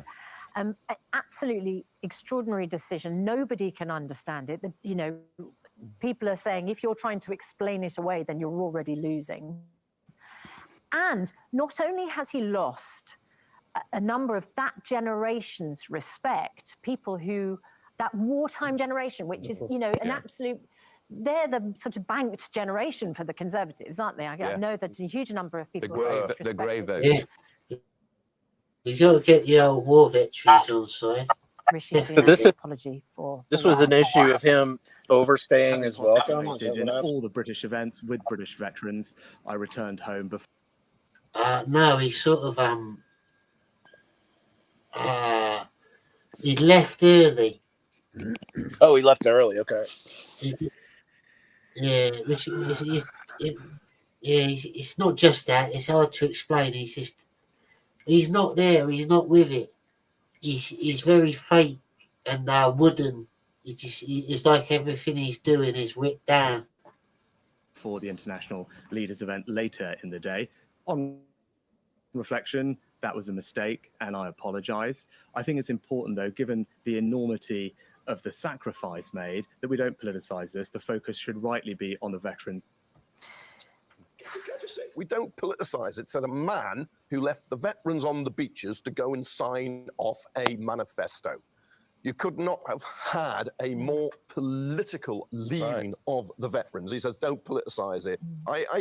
But at the time, I was feeling a bit iffy about it. But then the more you found out about why he left, you thought, this is... It's so interesting, isn't it, how every now and then, especially the election campaign, when there's huge heightened interest in politics, more people watching the news, you can have a moment which just totally cuts through to the whole public, and everybody's talking about it. And as Kevin said,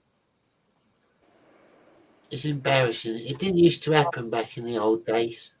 We had England and America. We wouldn't have let it happen. We wouldn't have had these disgusting swag mongrelites as people leading us.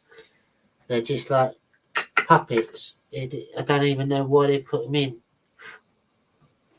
Well, I mean, part of the issue too, people complain about Trump for his ego or whatever it is.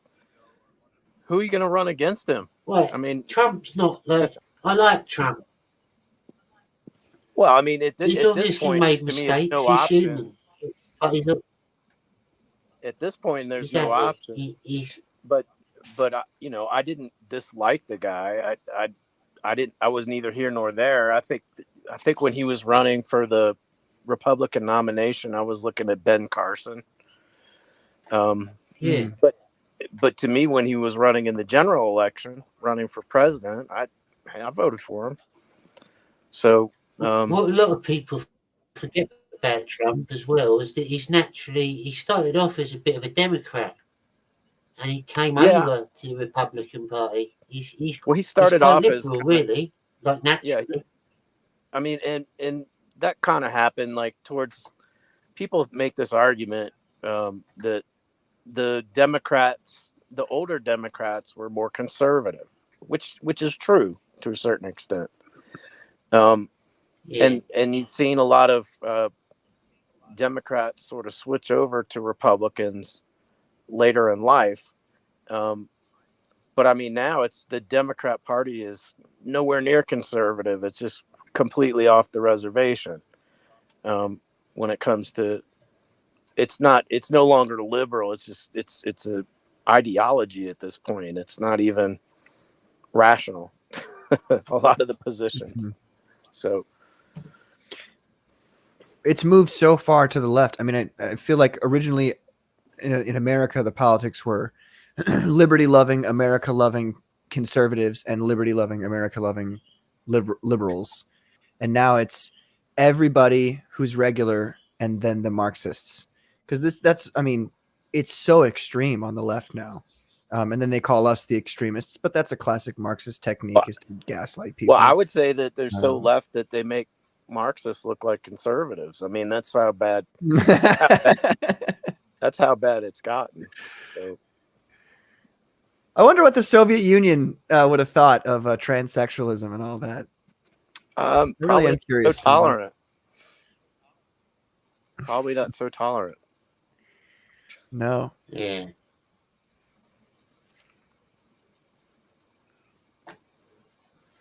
It was I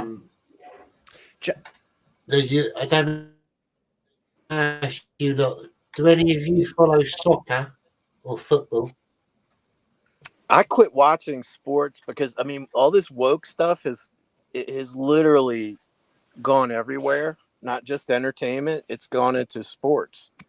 And like I used to watch American football, and on occasion I would watch soccer / football, UK football. Yeah, I don't watch and it I was much. a big fan. Look, I was a big fan of the Tour de France. Like there were a lot of sports I was really into. There's just been a series of gaffes along the way where I've just lost interest in sports, to be honest. Yeah, I can understand why, definitely. Like, I played baseball, I played American football, I played soccer, I played UK football, played rugby. Like I've played pretty damn near every sport there is. And these days I can't watch it. It just annoys me. Plus I've also met some professional American football players, and they've told me some things that kind of turned me off about the sport. So it's more like a kayfabe of American football these days. I'll put it that way. Nice. I watch a little bit of soccer now and again, a bit of football, because I've got like Manchester City is my favourite team. But I like playing it more than watching it. I just have a little kick around, not professionally, just with mates, just playing it in the park and stuff. This is a clash between England and Scotland fans. Oh, I'm sure. Friendly. I've heard it's spicy. It's not a fight. I think we're just winding each other up. Right. Scotland get battered everywhere they go. Scotland get battered everywhere they go. Sure, that was shit. They made it seem more interesting. That was just a shouting. I hear at Scots. In Europe, soccer's really big deal. So yeah, they take it really seriously. Johnny, have you ever heard gangs that fight over it?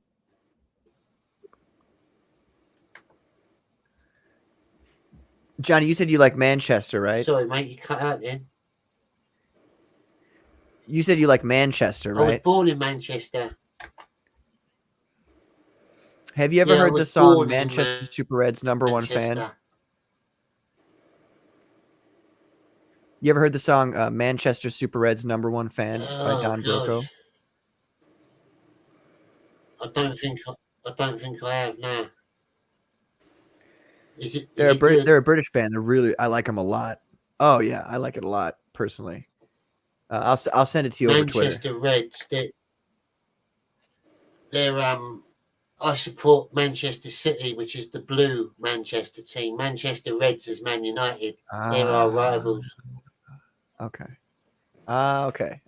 But yeah, I'll And you look might it not up. like the song. I'll look it up still. I'll have to say, guys, the reason I got my camera off is because I am way underdressed. You guys are looking sharp, and I'm wearing a t-shirt. It would be embarrassing. Mate, it doesn't matter, Pat. I'm not really. Keep your show like, classy. I'm digging it. I'm digging it. I think it's I got jogging bottoms on below my suit. I'm not wearing a full suit. Me too. No, I'll prove it. Me too. I'm wearing gym shorts. Oh, don't ruin it, Johnny. Come on. So don't worry, mate. It was Don't meant worry. as a compliment. I'm just pretending I'm sharp.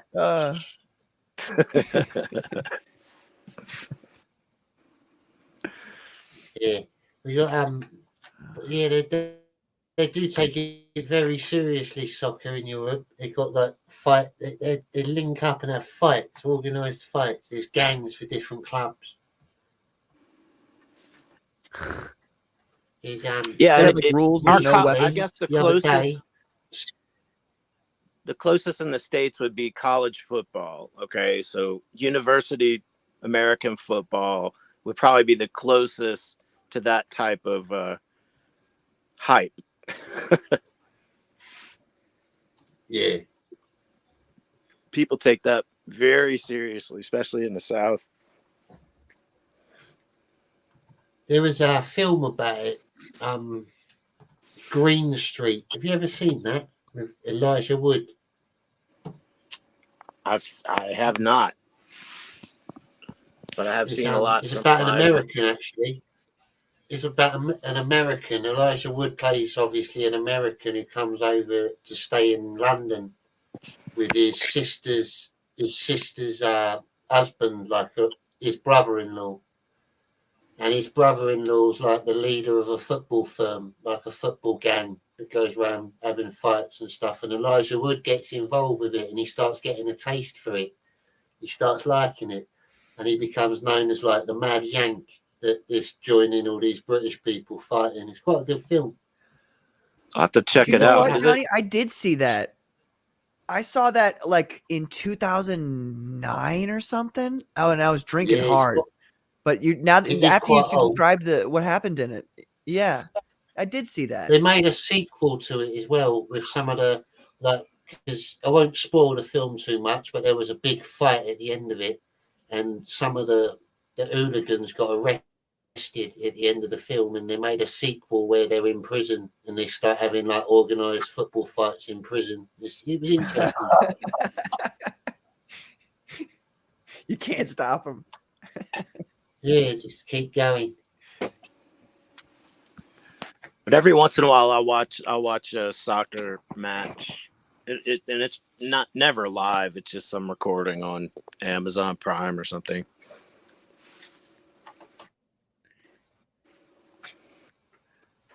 Right, yeah.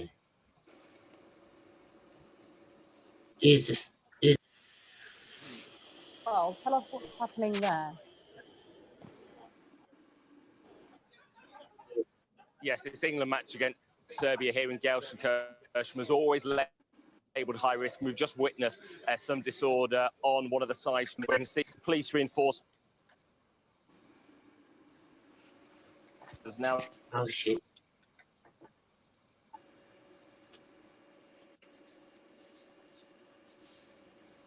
In the fighting, all we can say Everything's is jumping I on me. did see British police who are operating here, charging round the scene as well, very visibly with flags on their back, and you can see even more police now coming in around this scene. How did they shoot a man with an bar that was axe? being, You'd have to hit the used man with by the axe. Serbia fans. It's the first sign, really, of any issues we've seen. They probably depending on what country it is, Hamburg, I think, isn't it? Hamburg, isn't that Germany? Hamburg. Yeah. Hamburg's Germany. Yeah. They're probably allowed to shoot you if you're carrying a weapon like that. They would do that. I would as hope well. so. I would hope so. Here in the States, yeah, you get shot for that sort of thing too. Yeah. You get shot at a Waffle House in the United States. I meant legally, but yeah, you can get tried Oh, right. for any We number got, of. with our I'm police, hungry, they'll says try Tech not. Zombie. The British police try not to kill you if they can help it. They'll try and taser you or something first, or gas you before they resort to shooting you.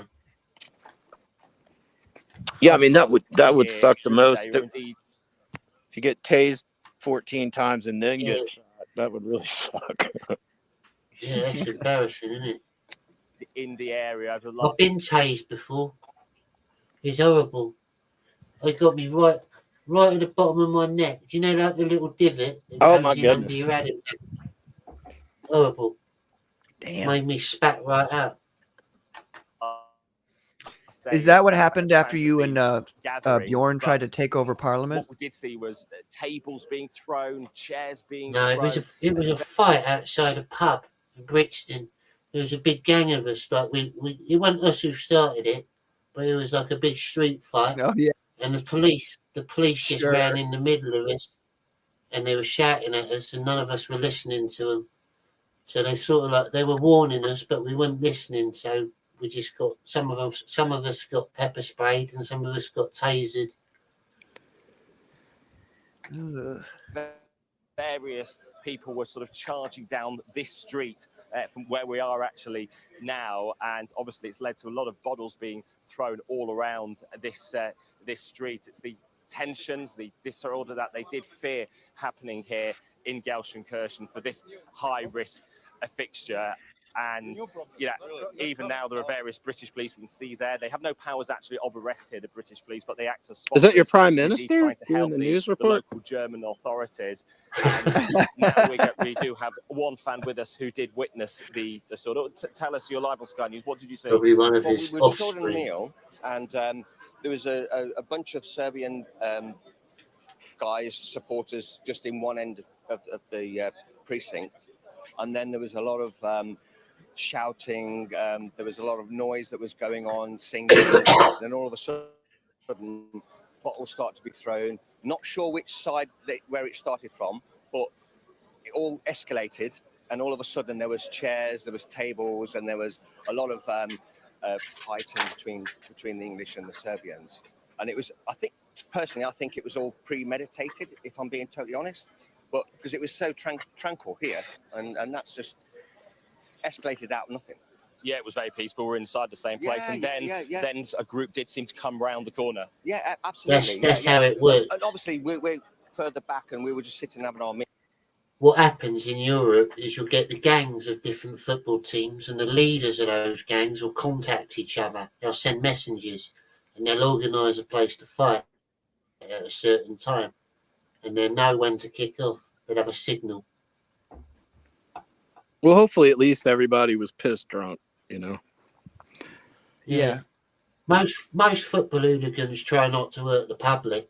They sort of do it out of the way a little bit. Like in Brixton, when they do it, they find like a big field or something. Have you ever watched what's that film? The Wanderers. The Wanderers is an old American film. You're talking about oh shoot. No, you're talking about I know the name of the movie, The Outsiders. No, that that's movie's a good called film. The Outsiders. Yeah, they met at a field and just had a gang fight. Yeah, they do it in a film called The Wanderers as well. At the end of it, they have like a fight at a football game on a football field. But yeah, they do it like that. It's like it's semi-civilized, a little bit of honor to it. It's planned. Yeah, it's like meet up at the Rumble. that's like 50s style. Yeah. Let's take it outside.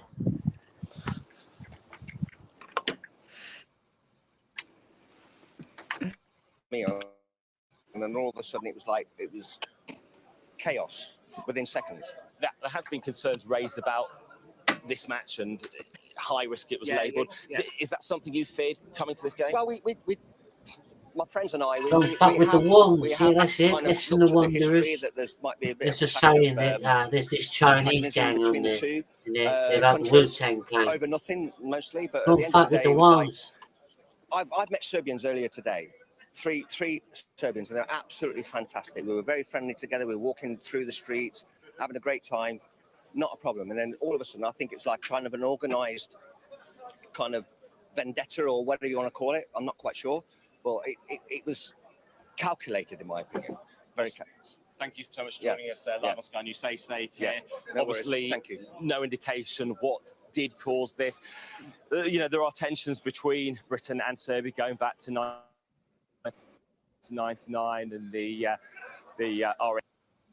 Yeah, most European teams hate England. We get quite a bad reputation, really, because we're all hard over here.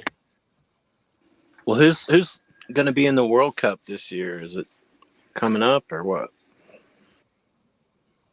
No, it's not this year, is it? I don't think. Oh, I haven't it's really been paying attention. Is it every so often? See, that's about how Yeah, much. it's like every 4 years, I think. It's a bit like So an it's like the election or Olympics. something. Yeah.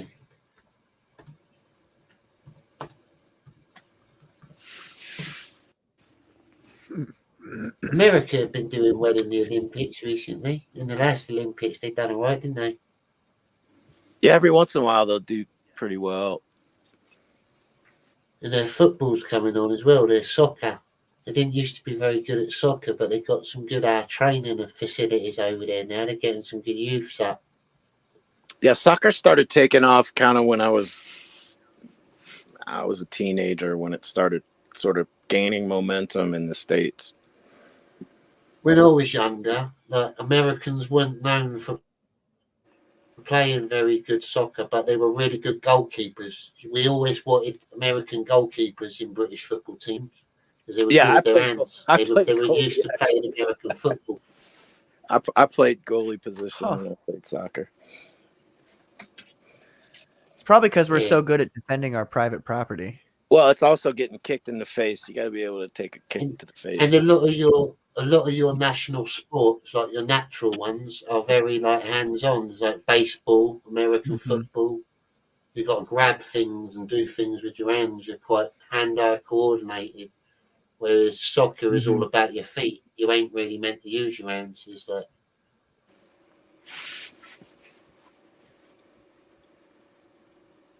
But yeah, I played baseball and football and did some snow skiing, rode bikes a lot. I've done a bit of skiing. It's fun, isn't it? I've done a bit of only normal skiing. I started when I was really young, so it makes it even more fun. If you know how to ski, the people that try to learn how to ski late in life have trouble. I never done it constantly. I done it like once or twice. Once on a dry slope thing to learn how to do it, and then just once on proper snow.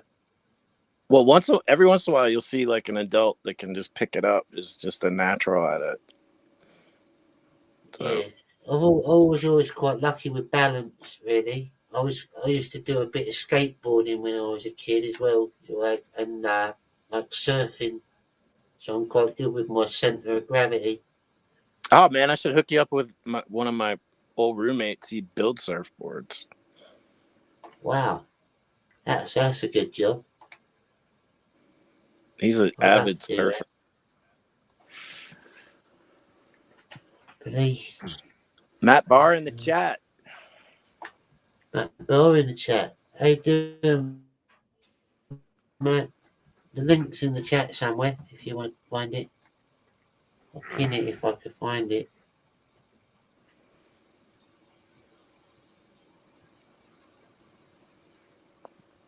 Yeah, it's quite far back.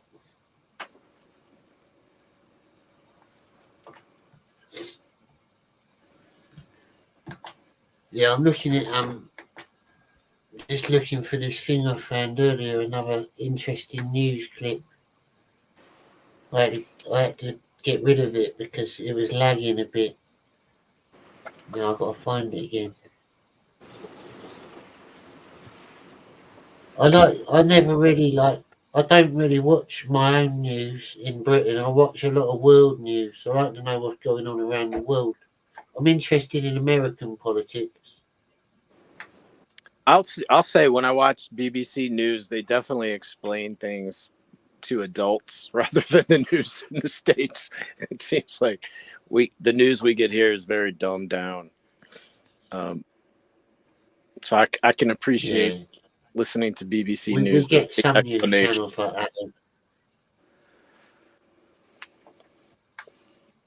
Yeah. Although BBC News are known to lie quite a lot. Oh yeah, talk about the accuracy. I'm just talking about, speaking to adults as if they were adults. Yeah. Yeah. Not the pejorative shit we get here. They do try and patronise you a bit, some American news reporters, don't they? I have watched a few. Yeah, it's pretty bad.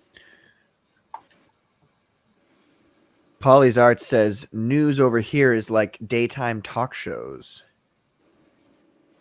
But I mean, I kind of quit watching news, so I don't know how they are right now, but I can't imagine it's much better. Mr. Perfect. Hey, what's up, man? Thank you. I really appreciate that. The next song I'm going to do is either what's it called? Fucking Feeling Good, the Michael Bublé version, or I'll Fly for You by Spandau Ballet. One of those two. I record like 3 or 4 songs at one time, so it'll be those two and then another one in the next coming weeks here. Are you going to be releasing them on your channel, Pat? Oh yeah. I've been dragging my feet on releasing the My Life by Billy Joel, which was it was before Comicsgate Commandos on Saturday, but I haven't released it as an actual video. But yeah, I'll release them all because I have my. Go ahead.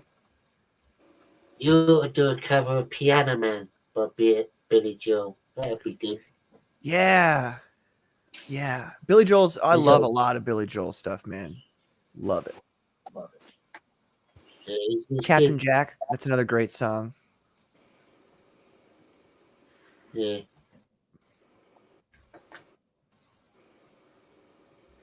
I was thinking New York State of Mind. What do you guys think about this? You ever heard the song New York State of Mind? Because there's a lot of these songs that have really long. No. By Billy Joel.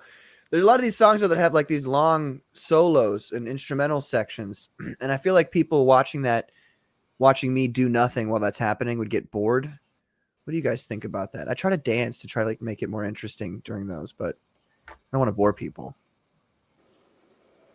Maybe you could have an intermission video for the music solos or the orchestral portions. I reckon you could why don't you make them because you do them live, don't you, in front of a microphone? You could have they're live recorded, but yeah. You could edit it so when you're not singing and you've got a long instrumental, you could put some sort of video clip in and then kick back to you on the mic or something like that. Yeah, just have it's a great idea.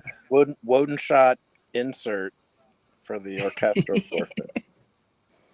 Just something that goes with the music, you could, you're producing a little music video in your bedroom or wherever you record, but just have it so it starts with you. You can even zoom in on yourself and stuff. Just try and mess about with a few effects and stuff like that. It's a good way to learn. I gotta learn how to use computers well. You're right. Just look for a few editing stuff. There's certain editing programs that are pretty easy to use, and most of them will run you through it. They'll have a tutorial and stuff like that. You get some good ones on phones nowadays, like phone app video editors and stuff.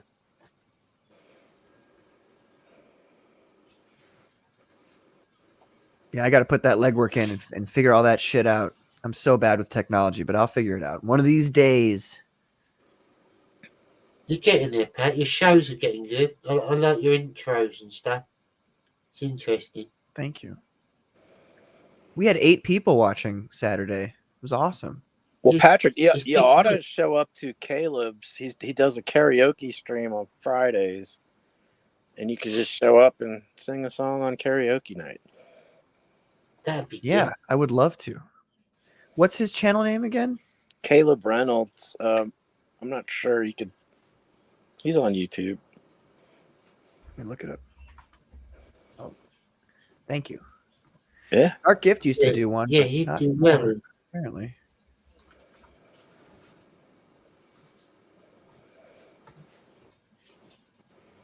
You do very well, I reckon, in like a singing contest. You got that natural crooner voice. It's natural. Yeah, I showed up and sang a song on his show. So, and then TJ did like 4 songs, which that was interesting. What song did you sing, Patrick? Oh, it was a Nick song? Kershaw song. It's a pop song. It's like a one-hit wonder. Nick Kershaw, Wouldn't It Be Good? Fair play. Name of it. I'll look that up later. I like music. I like all sorts of music. I've got very eclectic taste. It was like a one-hit wonder song, which some of those are pretty good. But I like the lyrics of that song. The music isn't fantastic, but the lyrics are pretty good. But I want to do like Soundgarden covers. Sorry, go ahead. A lot of the music I like is like 80s bands. You'll probably see me wear a Simple Minds t-shirt or Roxy Music t-shirt. I kind of like that era. Roxy Music, I like them. Good taste. Brian Ferry. Yeah, I listen to like UB40 and the English Beat. I actually saw the English Beat play in Houston, Texas. And I think 10 people showed up to that show. And there ended up being a bar fight the whole time. And right after the bar fight, Dave Wakeling sang the song, Tenderness. Which was pretty funny. I want to do karaoke versions of like Guns N' Roses, Whitesnake, Soundgarden, but like the rock purist in me like doesn't I'll do karaoke backgrounds to like the Frank Sinatra songs, but the rock songs, it's like I should be playing it with my with my guitar back there. I should just be doing it.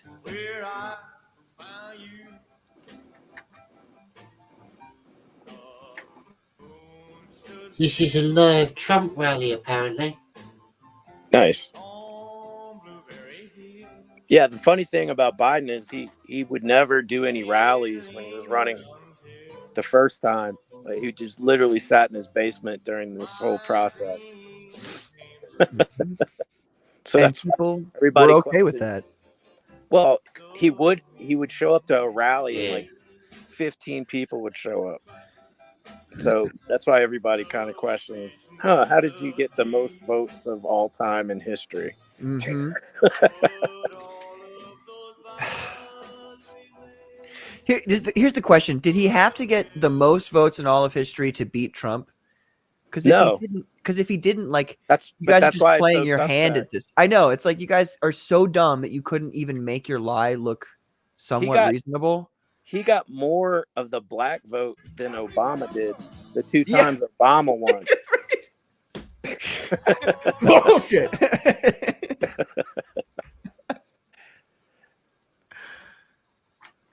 Oh man. That's how deranged the Trump haters were. President Donald J. Trump. I fucking love that they play this song when he walks down. Brilliant, isn't it? He's like a wrestler. Yeah. Definitely. Yes. And if he were to debate Biden, he would body slam him. Well, and plus, I mean, these guys are about the same age. So Donald Trump is about the same age as Biden. And look how sharp Not physically. mentally Trump is in comparison to Biden. I mean, it's just night and day. He's walking forward and then making turns. He's not getting distracted. He's not pooping himself. He's not pooping himself. He's brilliant. Did you see that clip where Biden like? And he did the face. Biden's pooped himself in public, like I think a handful of times now. Yeah. Yes. The first time was at the Pope's. Yeah. I was at the Vatican. He shat himself at the Vatican. Oh my God.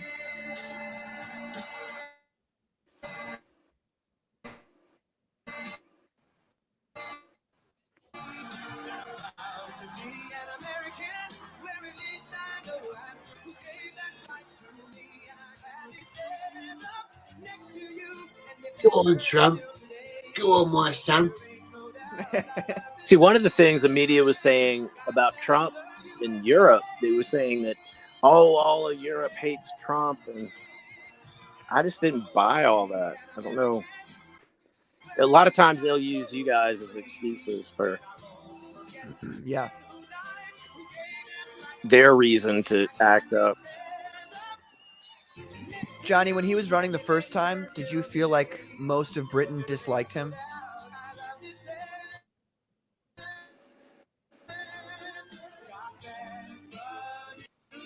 No, I was actually the first time Britain was a bit more conservative. A lot of the majority liked Trump. It was just the whingy left SJW wokesters that didn't really. But the normal people all thought Trump was pretty sensible. I loved him. I love his character. He's like the classic example of an American, isn't he? He's like a stereotypical 80s American. He's brilliant. Mm-hmm. He's got morals as well. He's a moral man. Thank you very much. Wow. Whoa. And you know, I love Milwaukee. I was the one that picked Milwaukee, I have to tell you. I was the one that there was people that they say, oh, he doesn't like. There was one point where the left over here in England were trying to get him banned from England. They were trying to get him like not allowed over here. What?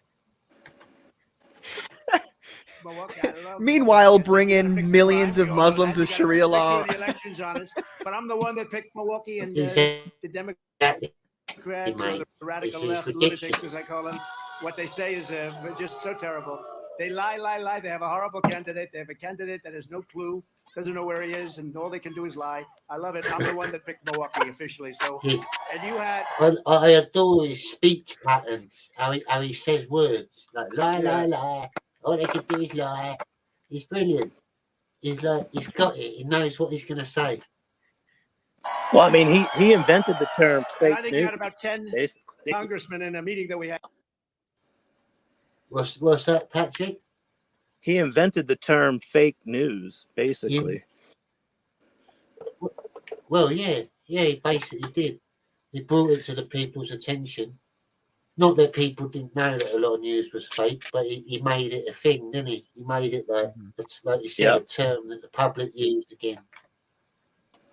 Recently where I said how much I like Milwaukee. They all came out. They said, that's what he said. We can't help it. And they're truthful people. But I just want to begin by saying, hello, Wisconsin. Hello. Great state.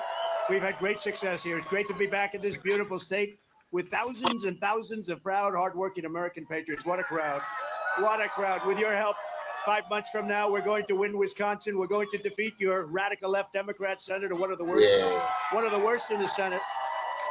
Nobody even knows she's a senator. I mean, frankly, she's not doing a good job representing. We have somebody that's going to be great. So, but we're going to defeat your senator. My favorite Tammy thing Baldwin. is just like slyly shit on people and then move on. We're going to elect Eric Hovde of this area, by the way, who's a great gentleman and spent a lot of time with him.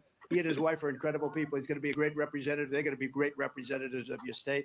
but we're going to elect him to the U.S. Senate. We're going to evict weak, failed, and incompetent Joe Biden. He's an incompetent person from the White House. And quite simply, we are going to make America great again. Less than 4 years ago, our border was secure. Inflation was nowhere to be seen. The world was at peace, and America was strong and respected. We were respected all over the world. None of this stuff would have been happening that's happened now with Russia and Ukraine and the attack on Israel. None of it would have been happening. We would have had we wouldn't have had a thing called inflation. That would have been nice too. But it was a different place 4 years ago, I think. But now we're going to make it better and bigger and stronger than ever before. But you had a president who put America first. I put America first. They put America last. Under crooked Joe Biden, the world is in flames. Our border is overrun. Inflation is raging. Definitely. Europe is in total chaos. The Middle East is exploding. Iran is emboldened. China is on the march. Do you two agree with what he's saying there? Absolutely. Your country? Absolutely.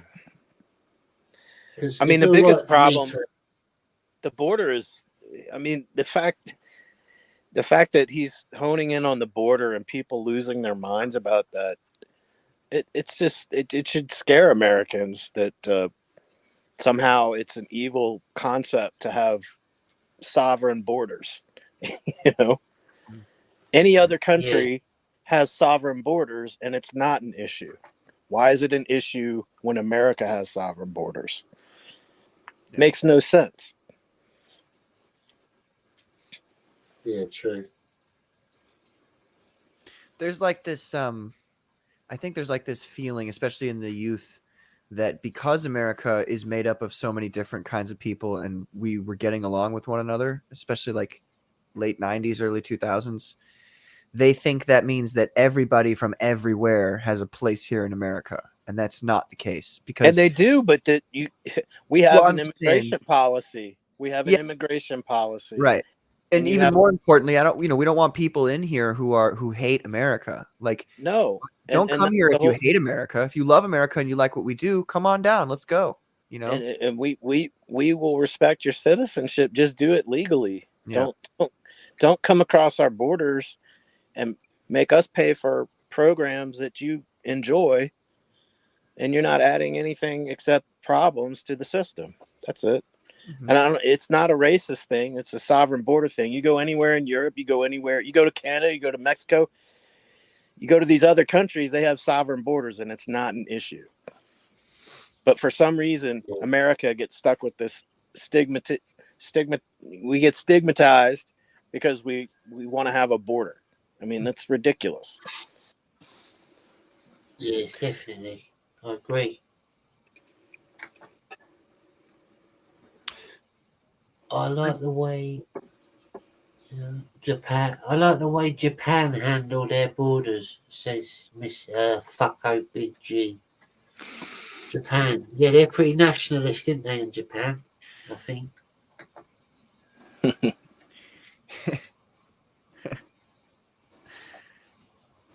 Thanks for. But the technique for the left is if they don't like something you're doing, they're going to call you call you some kind of a phobic, evil Nazi, you know. And that's how they argue, you know. Doesn't make it true. Grim Jim in the chat saying thanks for popping in his gaming stream the other day. Yeah, he's if any of you are interested in the chat in gaming streamers, Grim Jim's really good. He plays quite interesting games. Just go over and find him. He's got if one of the mods could put his link in the chat somehow, that'd be handy. There we go. He's all right, Grim Jim. He's a good lad. He's another Englishman.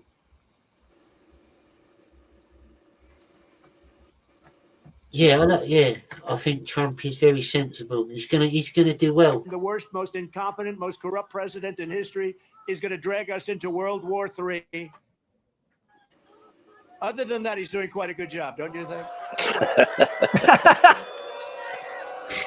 Joe Biden is humiliating our country on the world stage. He's actually humiliating us. You saw what happened this weekend. It's turning the United States into a total joke all over the world. First, he wandered off the G7 in Europe, the stage. He looked like he didn't know where the hell he was, but he didn't know where he was. He's blaming it now on AI. He's saying he doesn't know what AI is, but that's okay. No, they're saying the media is manipulating. Oh, he's saying the media is manipulating now. On that one, I have to stick up for the media. I have to tell you. He said the media is manipulating the pictures of him constantly not knowing where the hell he is. They're doing just the opposite. They're making him look better. At the G7 in Europe, and he had to be rescued by other world leaders. They had to pull him back. Then he bizarrely put his face on the Pope's forehead. What was that all about? That was weird. Vivek is here. That was weird, Vivek. I don't know. Did you see the Pope? The Pope is like, what's happened? The Pope didn't really know what was happening. He said, this is strange. Then he froze during the celebration on Rock Hussein. Obama had to grab his hand and lead him off the stage as though he were a child. I have to tell you, Obama could have handled that differently. He could have done it a little bit softer. He could have done it like, let's go. He didn't have to grab him and pull him off the stage, but but he looked good, and maybe he did. His primary purpose. Dude, He could have done a better job. did you guys see that? No, I mean I can't, dude. I cannot the watch Biden this. people were very upset about Oh. that. To me, it's like incident, but people yet that to are be- yet to be arguing discussed. about But Crooked Joe and his handlers whether or are not, insisting he's sharper than to ever. vote for Trump They or say Biden, the like, there's Crooked no Joe argument. shuffling around Like, are clean fakes. to me, You it's know what a clean fake pointless. is? They're deceptively What are you going to do? edited. Vote They say for they're deceptively Biden? edited. If All you're going to of the vote for mistakes that he's Biden, then made you have a every day. mental You problem. can't go anywhere without a mistake. Now, Yeah. I feel like if you willfully vote for somebody who's not mentally there, when you have another person who is mentally there, even though you might not like some of the things that he says or does, when you willfully do that, I feel like you shouldn't be allowed to vote. Like you're voting not off of logic, reasoning, you're voting off of selectively the way you feel about somebody instead of, I mean, that's that's the problem with popularity contests. It's the only thing that represents a balance is the executive branch, because they have term limits. At least we have term limits in the president. We need term limits for all of the branches. 100%. It's not just the president. Oh yeah.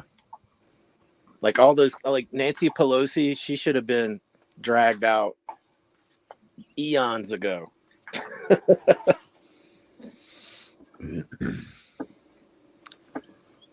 Huh.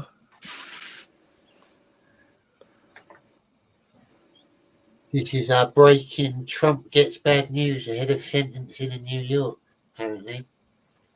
You've been keeping up with that, Trump's sentencing? Yeah. I mean, I'm not sure if there's going to be an appeal, so I need to check back into it. But I'm assuming there's going to be an appeal for whatever it is they're trying to pull. I think it's a load of bollocks. It's nothing. Donald Trump's last gasp here of some relief in his New York criminal trial has just come up short. Can you explain what just happened here? Yeah, Brian, the highest court of appeals in the state of New York just rejected Donald Trump's attempt to get his gag order tossed out. So, it's been pretty much a clean sweep. Every judge in both state courts and in federal courts, both trial court judges and appellate court judges who had to take up the issue of whether Donald Trump's, speech and his posts are so violence-inducing, so dangerous that he needs to have a limited gag order placed on him. Every single judge has ruled, you're damn right he does, and it withstands appeal over and over and over again. And now it is a completely settled question in the courts of New York. I guess better late than never, because he's got a sentencing date coming up in just 3 weeks or so on July 11th. But the gag order will remain in full effect until the time he is sentenced. And that was my question. Was this ruling to just determine whether the gag order was actually valid, which seems kind of moot at this point, or was it really just to determine whether that gag order could remain in place until that July 11th sentencing?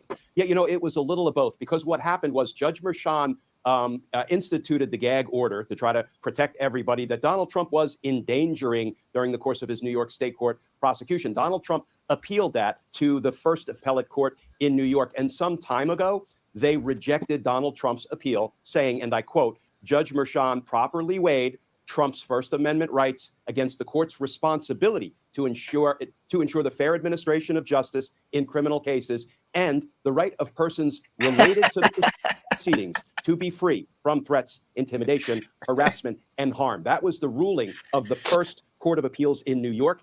And then back during his trial, when Donald Trump was actually being tried for the 34 felony counts indicted against him, he appealed that to the highest court in New York State. That is the ruling we just got. So it's a little bit of a delayed ruling, but it does mean that this gag order will remain in effect through the life of the case, which will terminate come sentencing time on July 11th.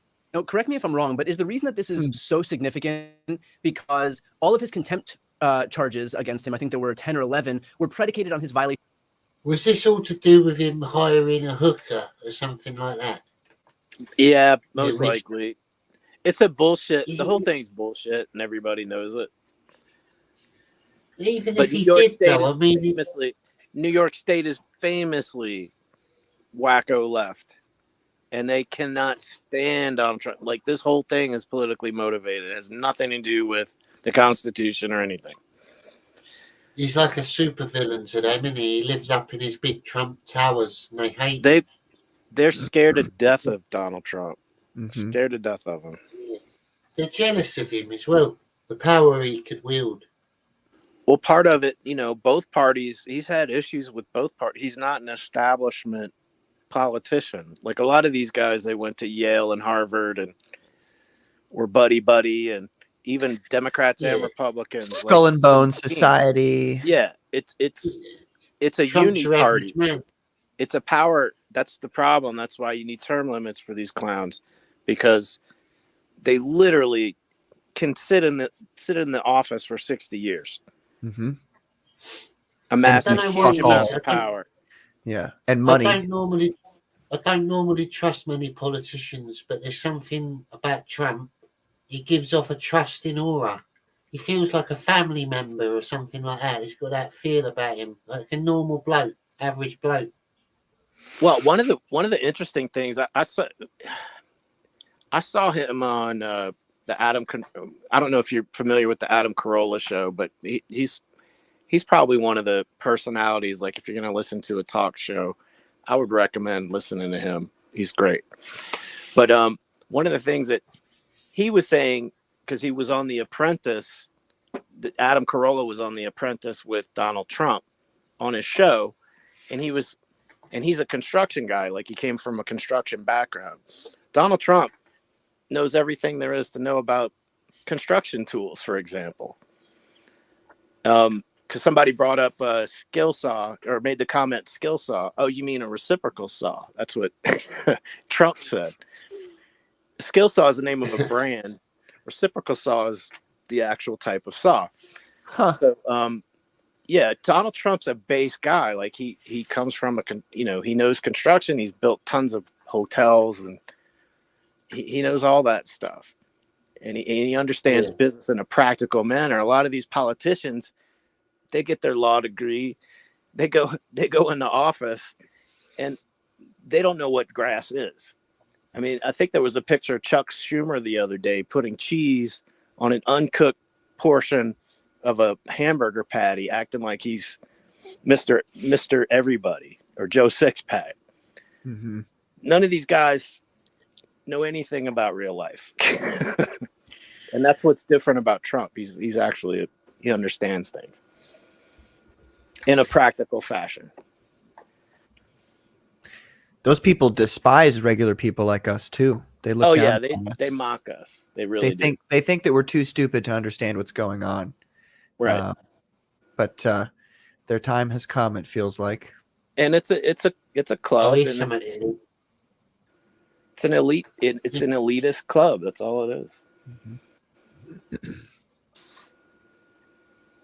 Something that will interest you, General Q. The communists. They're back at it again. Putin is smart, which of course he's smart, but the real problem is that our leaders are dumb. President Xi of China, Putin, Kim Jong-un, all of these leaders are at the top of their game. Mentally, they're at the top of their game. Hi again, everybody. It's 5 o'clock in the East. No one is on the receiving end of Trump's praise quite like the dictators Kim Jong-un and Vladimir Putin. Literally nobody doesn't have anything that nice to say about any. Can you pause this real quick? The criminally I just convicted want to disgraced ex-president has so much hop on a affection, soapbox love, and for admiration 20 for the murder seconds. just so you guys know, so we talk about fake news, we talk about the news not being trusted. Just think about this. I know a lot of people don't like Russia and they don't like Vladimir Putin, but the media really hates him, and they constantly call him a dictator, and they constantly lie about him and to what's going on in Ukraine. Like they're almost about to win, and the only reason they haven't won is because they could have fucking glassed Ukraine, but they chose instead to save as many people as they could. So just bear that in mind, that the same people who hate you and have lied to you about COVID and transsexualism and Donald Trump, they're also the same people who say these things about Putin. Now, Kim Jong-un, China, North Korea, they're commies. But Russia is no longer communist. I know it's hard for a lot of people to really, really believe, but just think about the same people who are lying to you about all these important subjects are also telling you these things about other people. So just bear that in mind. That's all right. I'm off my soapbox. Yeah, that's very, very sensible input there. Definitely. Tourist autocrats. It must be upsetting for him to see his two pals on the world stage break bread without him today. For the first time in more than 20 years, the Russian president has made his way to North Korea. As you can see from the banners all over Pyongyang, he got a very warm reception there. A blooming alliance that emphasizes the two leaders' isolation from the Western world, about which the New York Times reports this, quote, the deepening relationship between the two authoritarian leaders poses a particular challenge for Washington. The United States once relied on Moscow's cooperation in its attempts to curb North Korea's nuclear and missile program. Now it faces a Kremlin intent on playing spoiler to American geopolitical interests around the world. Vladimir Putin's two-day visit comes as Russia has received support and weapons from North Korea in its ongoing brutal war in Ukraine, and North Korea wants help building up its ballistic missile program from Russia. I agree, Recent NBC News reporting suggests the coordination between the two leaders may present itself in the form of an October surprise, a spoiler to the U.S. election cycle that could benefit ex-President Trump. From that new reporting, quote, U.S. officials are also bracing for North Korea to potentially take its most provocative military actions in a decade, close to the U.S. presidential election, possibly at Putin's urging, the official said. The timing, they said, could be designed to create turmoil in yet another part of the world as Americans decide whether to send President Joe Biden or former President Trump back to the White House. Quote, we have no doubt that North Korea will be provocative this year. It's just a matter of how escalatory it is, a U.S. intelligence official said. That's where we start the hour with some of our favorite experts and reporters and friends. NBC News national security correspondent Courtney Kuby is here with us. She is byline on that. And let me say one thing about MSNBC. Don't trust a fucking word they say. They are full of shit. Absolutely liars. Straight up. Mm-hmm. Thank you.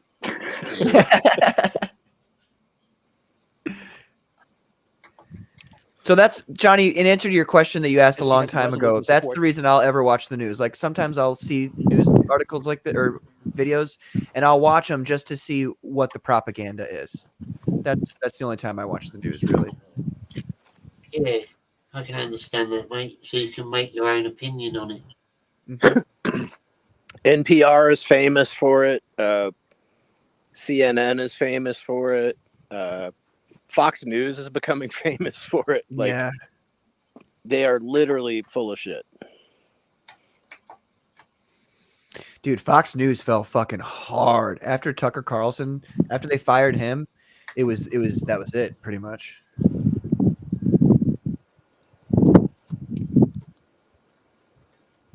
Yeah, I mean,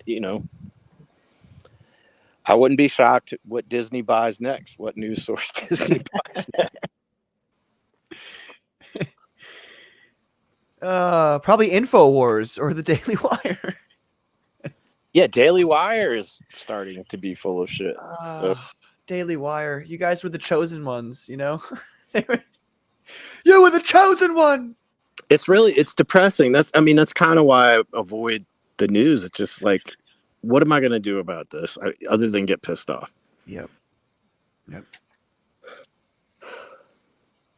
It's like, don't believe your lying eyes. That's all our news sources do these days. Yeah.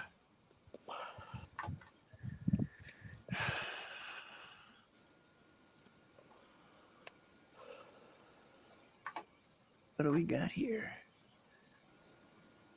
It's your boy, Joe Rogan. Joe Biden. Joe Namath. Barack Obama's VP. And this is my new song. Corn Pop was a bad dude. Me and Hunter got matching tattoos. When we got money from Ukraine gas companies, they paid in cash too. I was the first man to land on the moon. I invented the fork and spoon. The leader of a whole death platoon. I helped Michael Jackson write his tunes. I was there at George Washington's birth. And when Peter invented the church, I taught Kelly Slater to surf. I'm the greatest president on earth. I was there when Abe Lincoln was shot. Me and Bob Marley smoked pot. Used to be a fireman and cop. I was there when 50 Cent was shot. Kids rubbed the hair on my legs. I'm the one who got out of debt. Robert Byrd was my good friend. Eulogized him when he was dead. Yeah, he was in the KKK. Who cares? Just vote them. You ain't black if you don't vote for me. Yeah, that's actually what I said. I was arrested during civil rights. Never mind, I was with the whites. I used to drive an 18-wheeler. I taught Mike Tyson how to fight. 3-letter word, J-O-B-S. No time for your beer decline. Like Logan Paul and KSI, I'm in my prime. Rez help me write these rhymes. 2 p.m. it's my nap time. You're a dog-faced lion pony soldier. Come on, man, let me see your kid. Whoops, I already did. For me, you're so missed. I went to an all-black college. Top of my class, I have knowledge. I'm so Polish, I'm mean polished. I used to work at the Olive Garden. I can relate to the people of Maui. How can I make this thing about me? My garage burnt down. Almost lost my wife, my Corvette and Audi. 4 tins are just as bright as whites. Come on, man, Uncle Joe is right. I'm honest Abe, I never lie. Me and Taylor Swift are really tight. I'll lead a strategy mobilizing. True international rusher. So if you want Biden 2026, vote for me this September. You're a lying, dog-faced pony soldier. Come on, man, you're a lying, dog-faced pony soldier. Come on, man, you're a lying, dog-faced pony soldier. Come on, man, you're a lying, dog-faced pony soldier. Come on, man, come on, man, come on, man. That's a pretty good hook. Kamala. Oh my God. Oh. Yeah, Kamala Harris. To me. Dude, he's murdering Joe Biden clips. Hey. This they're creating.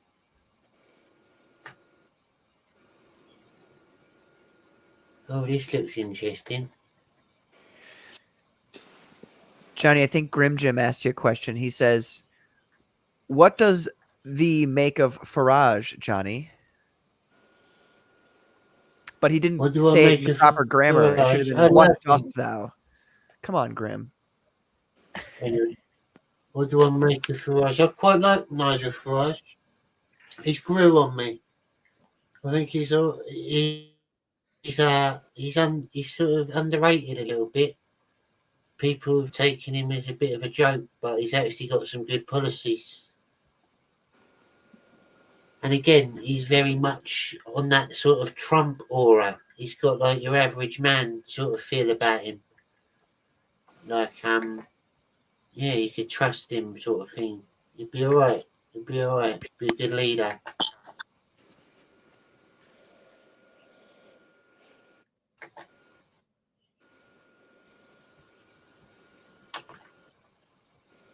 Nigel Farage.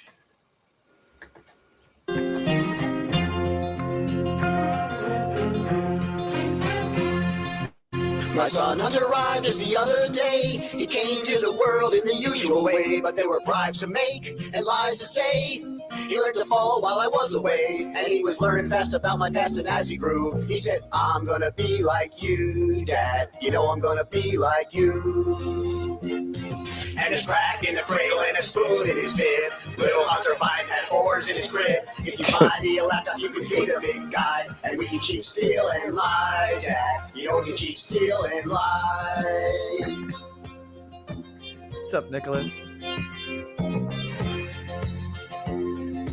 Hunter turned 50 just the other day. He said, something's wrong with my laptop today. Can you fix it, Dad, or will I have to pay some computer place to make it okay? And he walked away. The laptop one day, and he said, I'm gonna be like him. Yeah, you know I'm gonna be like him. And there's crack in the cradle and a spoon in his bib. Little Hunter Biden had whores in his crib. If you buy me a laptop, you can be the big guy. And we can cheat, steal, and lie, Dad. You know we can cheat, steal, and lie. Hot damn! See, there you go. That's what you do in Hunter your came from instrumental court break. just the other day for tax fraud and getting a gun the wrong way. Son, I'm proud of you. The gun charges went bust like Alec Baldwin on the set of Rust. Oh, What my I really God. like that is the classified dot keys. Hand them over, can I have them, please? And there's crack in the cradle and a spoon in his bib. Little Hunter Biden had whores in his crib. If you buy me a laptop, you can be the big guy. And we can cheat, steal, and lie, Dad. You know we can cheat, steal, and lie.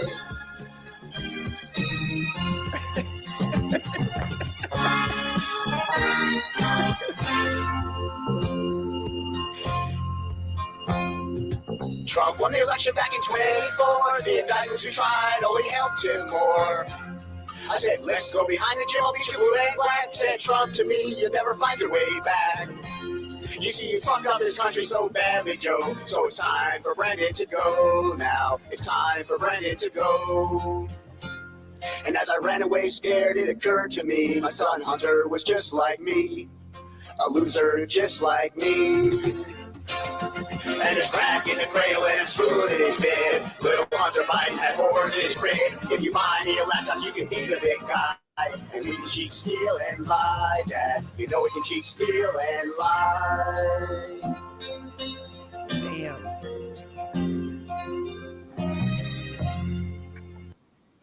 Well, there you have it. Yeah. I think I found the new cover I'm going to do.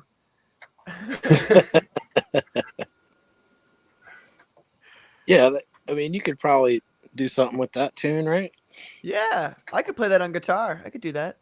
I Nice. should do more of those guitar covers. I kind of abuse the karaoke, but I actually can play guitar decently. Yeah, I'd Yeah, I like was to see you play a bit more. Go ahead. I was listening to DarkGift last night, and he played a acoustic version or a cover of Peter Gabriel's one of Peter Gabriel's song I'd never heard before. It was pretty awesome. Yeah. He's good at that, man. He's good. I had I think you tuned into it, but there was the last Scab cast I'd done with the Proxy Youth, the rock band on there. Yeah, He done a live performance on that. It was pretty good, considering it was just through like a laptop or whatever. Good stuff. Yeah, good voice. Did you say, like, Pat, with your music influences, then you both of you, sorry, like both Patricks, you got very like random music tastes then. Yeah, I mean, my mother was a concert pianist, so I grew up with music. My brother actually played Wow. in some popular music groups, and he's a music producer. So yeah, I grew up around music. I played the instruments I played were drums, trumpet, and guitar. And I sang in the choir and in church and things like that. So I grew up around music. So you're a bit of a multi-instrument. Yeah, you got a bit of Prince in you. But you can play a bit of everything. well, I mean, I'm not well. I mean, the problem is when you grow up with really professional musicians, like they can judge you pretty hard. So, you know, if you want to be great at music, you just have to practice and really hone your skills. And I just didn't have the time or patience for some of that stuff. But my mom taught me piano when I was really young, and you know, I just grew up with it. So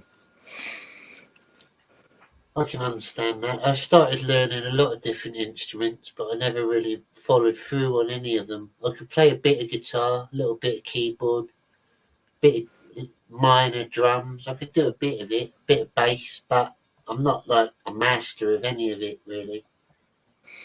yeah, and plus you got to remember, you know, when your mom's telling you to do your piano practice, it's, you know, that can go one or two ways. Yeah, it can become a chore. Yeah, it can put you off it, definitely. Yeah.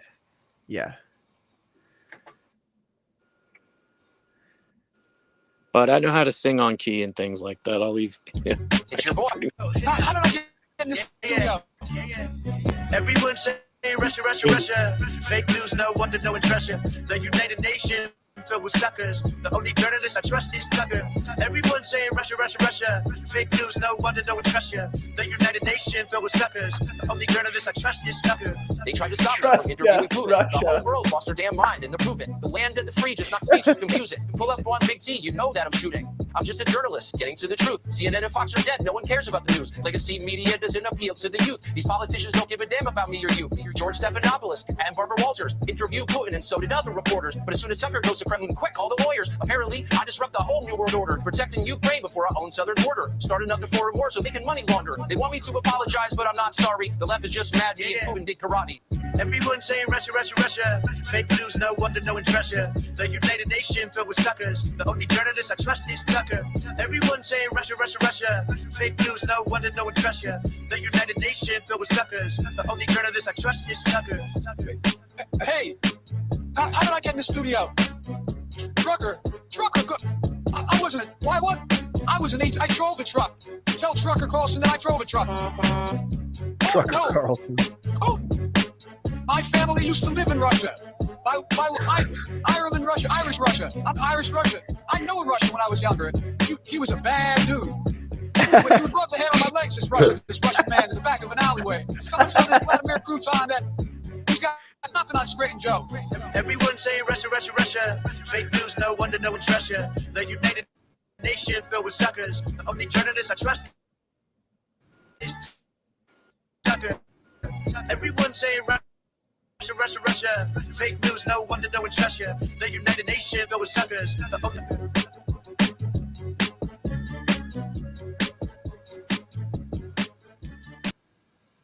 Another banger. Nice. Another banger.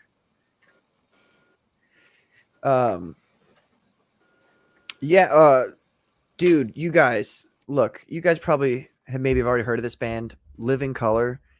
Yeah. I just found out about them like a month ago. What? I'm losing my mind, dude. They are unfucking believable. Yeah, Like, man. oh my God. I bought their album when it just came out. Dude, like there's like now in my life there are 3 bands that to me like I just fell in love with completely, and I love every song that they do.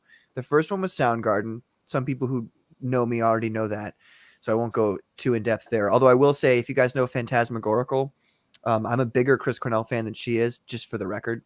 But then Parliament Funkadelic, I listened to them 6-8 years ago, and I really fell in love with them.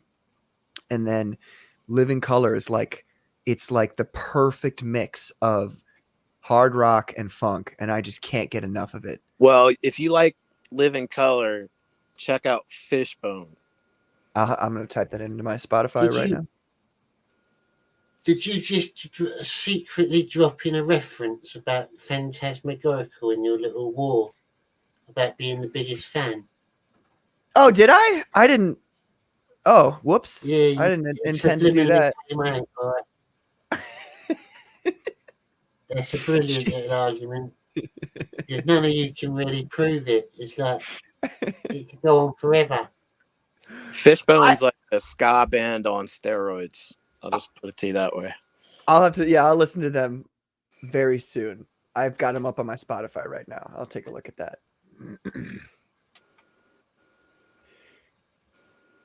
Phantasmagorical, just for the record, she likes to not tell truths about things. Like, she had this whole video. She did this whole slanderous, scurrilous video about me, saying that she was a bigger fan. And she showed her tattoo. But then you poop She your pants. neglected to tell everybody about this signed fucking Soundgarden ticket that I have with Cornell's autograph. You can see it right there. He's got a very distinctive autograph. She didn't say a damn thing about it in the video, did she? You know, it's kind of like what CNN and MSNBC do. They just Fake leave news. off details. Yeah, really important details. Anyway, I don't have anything against Phantasmagorical.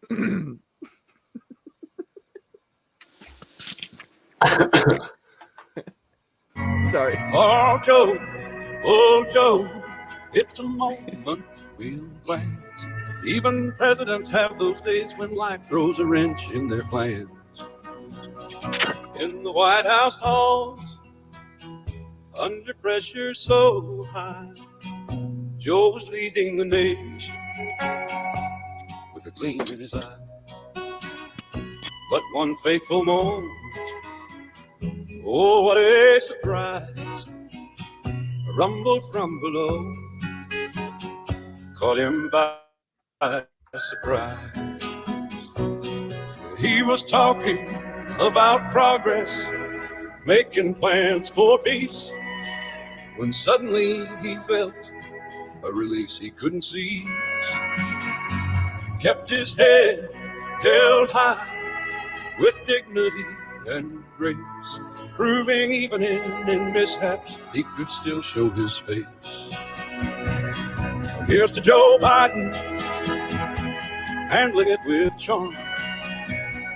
Little accident won't do any harm. With a laugh and a smile, we'll remember that scene. Even the commander-in-chief can have a human routine.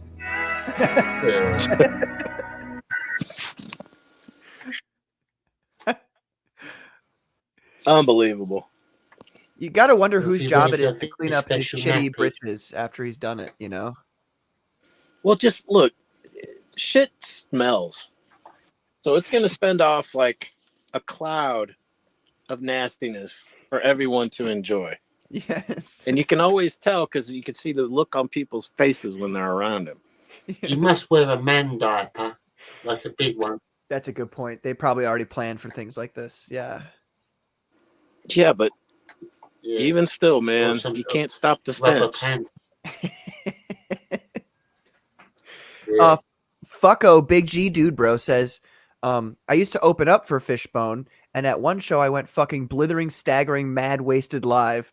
So live sold out about 2,000. Lol. That's awesome. That's fucking sick. Fishbone rocks, dude. Straight up. That's on the list, man. I'm gonna check them out. Next time we talk, I'll let you know. Listen. He says, now this is the story I was told because I don't remember playing the show, but they said I was hitting the right notes.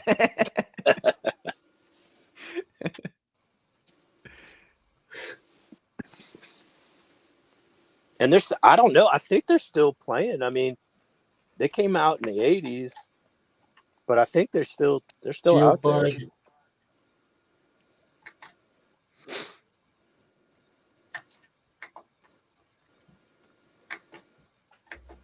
Oh, this is going to be great. I can already tell.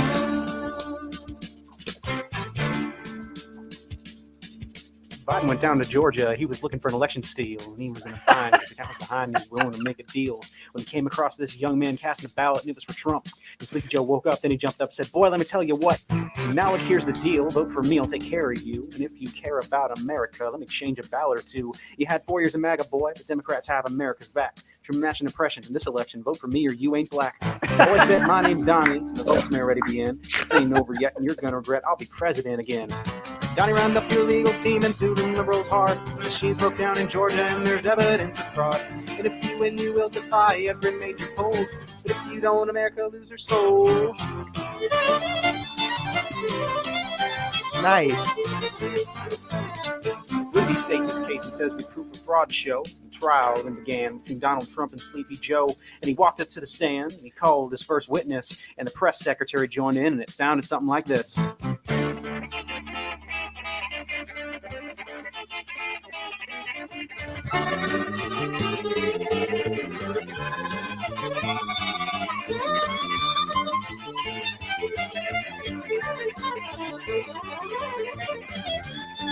That's some good feeling.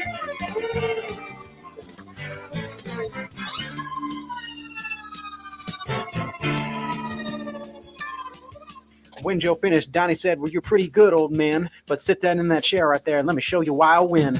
Election's in the bag now, run, Joe, run. Pelosi's in the house because she thinks she's won. Hunter's in the Ukraine picking up dough. Hayes says, crack pipe, shut up, man, no. lyrics are great, dude. This guy nailed it.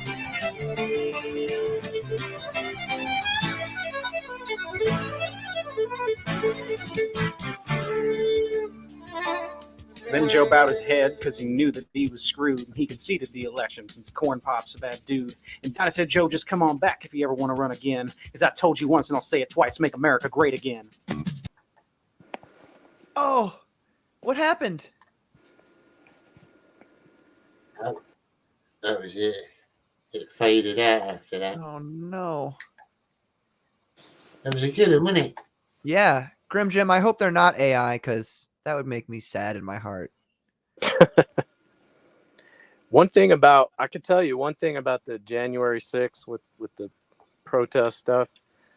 What was really happening that day in I believe it was the Senate floor, they were doing hearings at that time of the election fraud accusations. And one thing that when the people jumped into the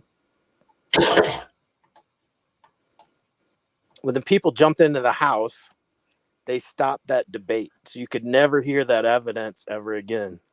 They shut that debate down. And I think that's one of the purposes of why that whole thing happened, is because they didn't want the American people to actually hear the evidence of election fraud. That makes sense. So when all the people started coming in, and they were asked to come in, by the way, but when you had some rowdy actors, made them shut down the Senate floor debate, which was a hearing just to hear the evidence of the election fraud, and all that went away. And they had tons of evidence that they were about to present, and all got shut down. That's the one thing nobody ever talks about with the January 6th stuff.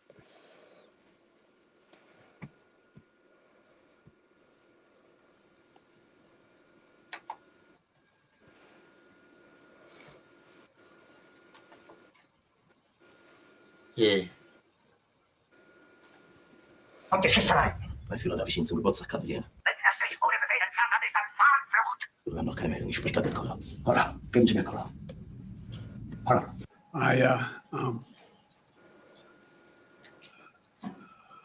Anyway.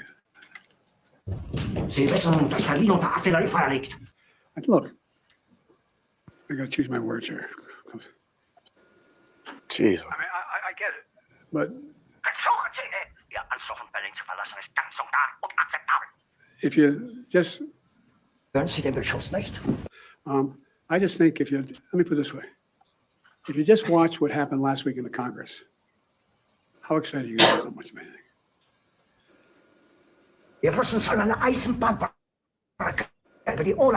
It's been 65 years since the deadliest day of the Jewish people since the Holocaust. 65 years. Das sind ja nur 12 Kilometer bis zum Stadtkern. Hat die Korruption in unserem Staat möglich gemacht, nur um zu lernen, wie man Messer und Gabel hält. We want to, for example, at the G20, we were able to act on a proposal I had to build a railroad all the way from Riyadh, all the way through the Middle East, Saudi Arabia, Israel, up through Greece, and then across, not the railroad, but pipeline across the Mediterranean up into Europe. Harder than getting a ticket to the Renaissance tour or Britney's tour. She's down in, it's kind of warm in Brazil right now. Haben Sie noch zwei Fehler neue Befehl? Ich glaube. Is he talking about Britney Spears? Nobody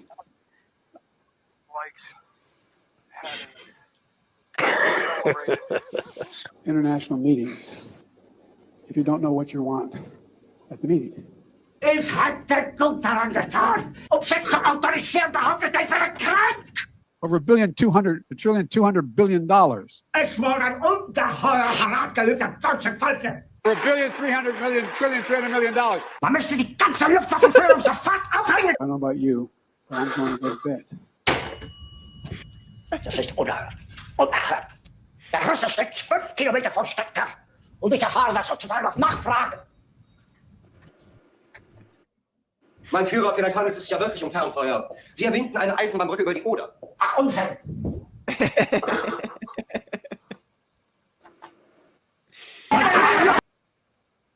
That's great. Amazing. That's pretty mad, isn't it? Do you think that actor for Hitler knew that that one role he played would just blow up in memes? Like, he must be like, he must have been like, all right, I'm gonna play Hitler once, and this movie will just go bye, and nobody will ever associate me with playing Hitler ever again. And then it just That's from blew up as a Valkyrie, meme. right? I'm pretty sure. That's got to be from Valkyrie. It's not the Inglorious Bastards. No.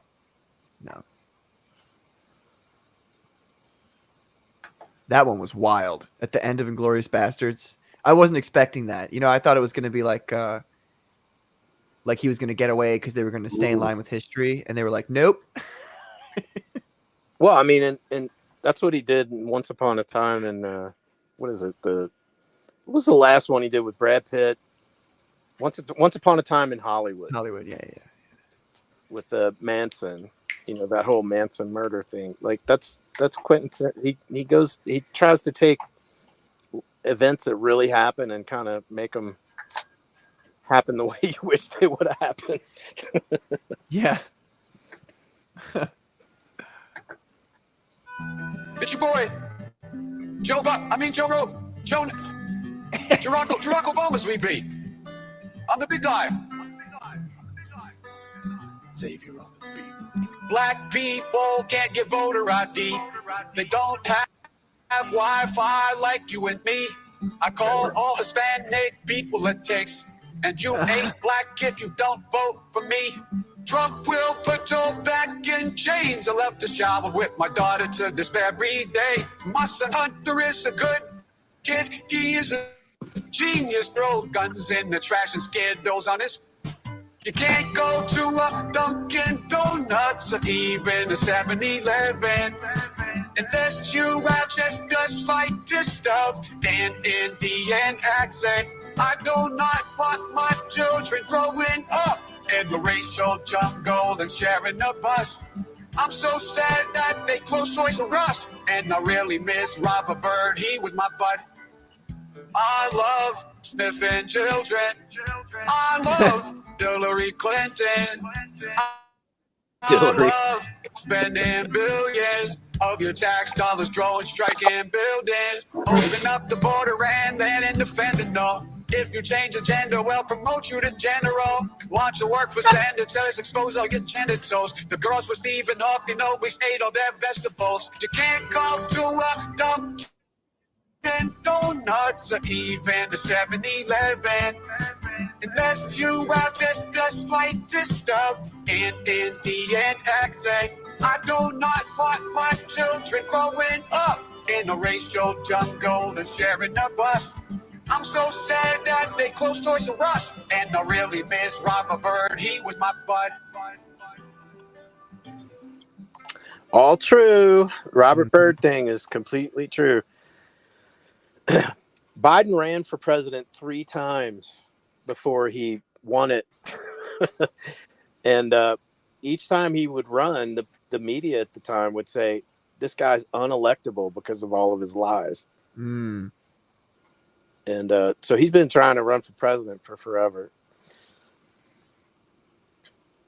And it's just amazing how the tune changed when he was the guy they wanted. They really hated Trump. It's crazy too. Like you would think they would have chosen somebody.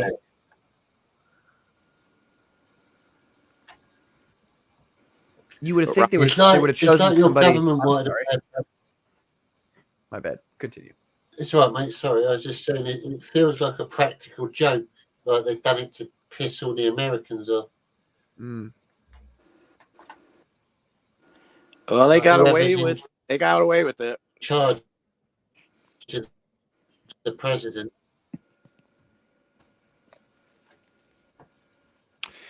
Here's the real question: is I think do you every guys man think knows that there's people that are higher than the president, like the president's handler. that's what I was just going to ask? Yeah, if you guys think that he's the one making any decisions, or if it's no, man, somebody else. he could barely brush his teeth. Let's be real. I'm going to jump out and jump back in because I'm out of sync. Hold on.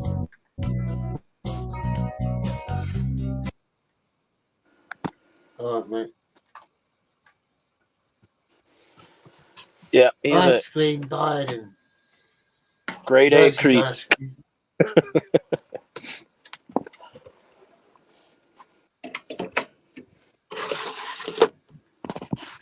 Definitely someone who'd be remembered in history, but not for good reasons.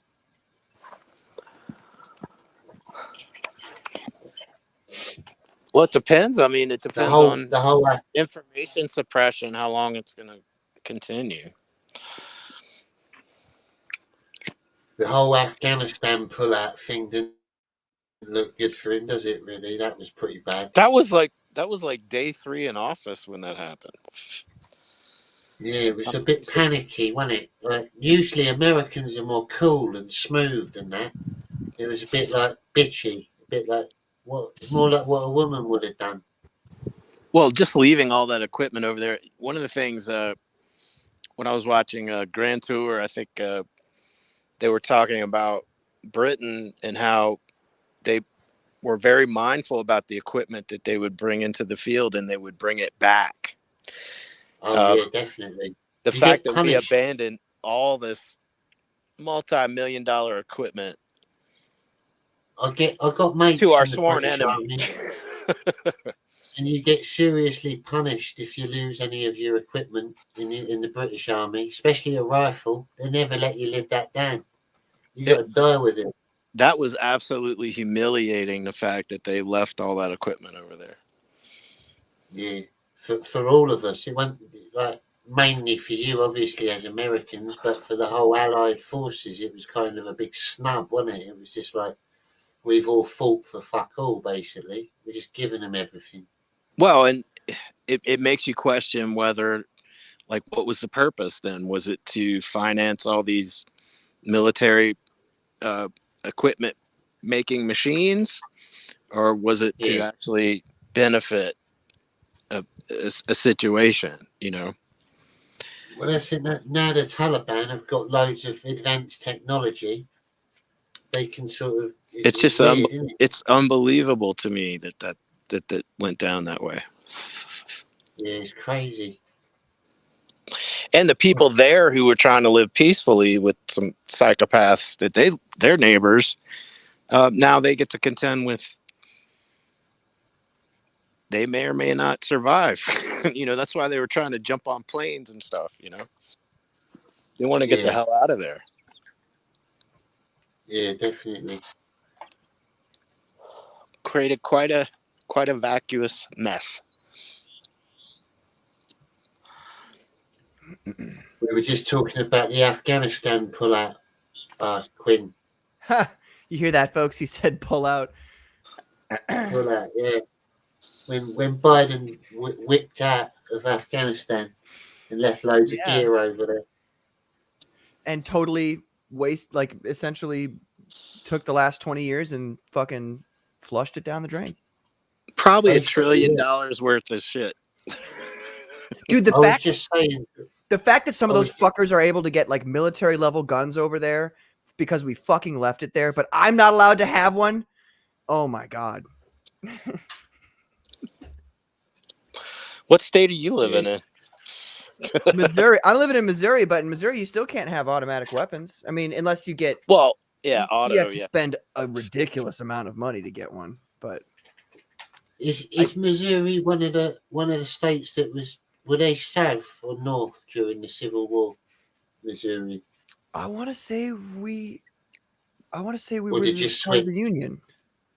I think it was the Union. I should know that. I should. Because I was watching documentaries about the American Civil War, and it was very complicated, wasn't it? Because certain states switched sides, and it all Yeah, swept round and- Texas was either here or there. Pull up the Mason-Dixon line. I mean, that's basically what you're talking about. Let's see. Yeah. It interests me, American history. I like all history, but like for a country that's not been around as long as other countries or been founded as long as other countries, you've accomplished so much in such little time. It's really interesting. Well, and supposedly it's the longest lasting established government in world history. What, Can I read? Yeah, the Constitution. Can I read this out real quick? The explanation for Missouri. Yeah.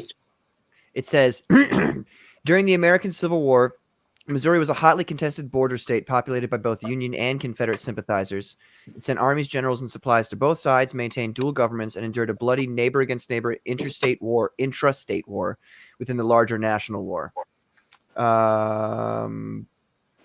So yeah, the answer is both.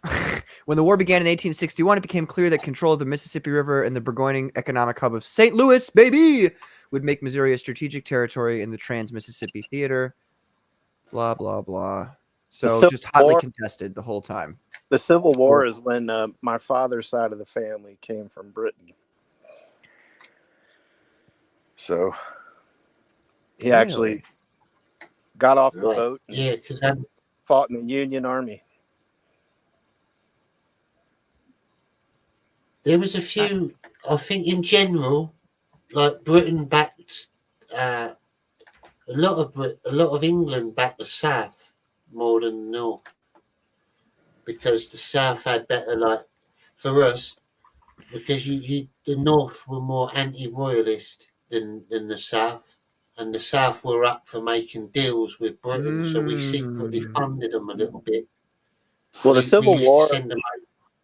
The Civil War was basically, it was about landowners using their slaves as votes. And so what was happening is they would increase the votes and have more of a hold on the federal government. Then it would rather it be one individual, the one individual who owned a plantation would call all his slaves votes for whatever his particular cause was. Kind of how it all went down. It was unfair representation, basically. And so that's where the 1/5 person thing came into play for slaves. Yeah.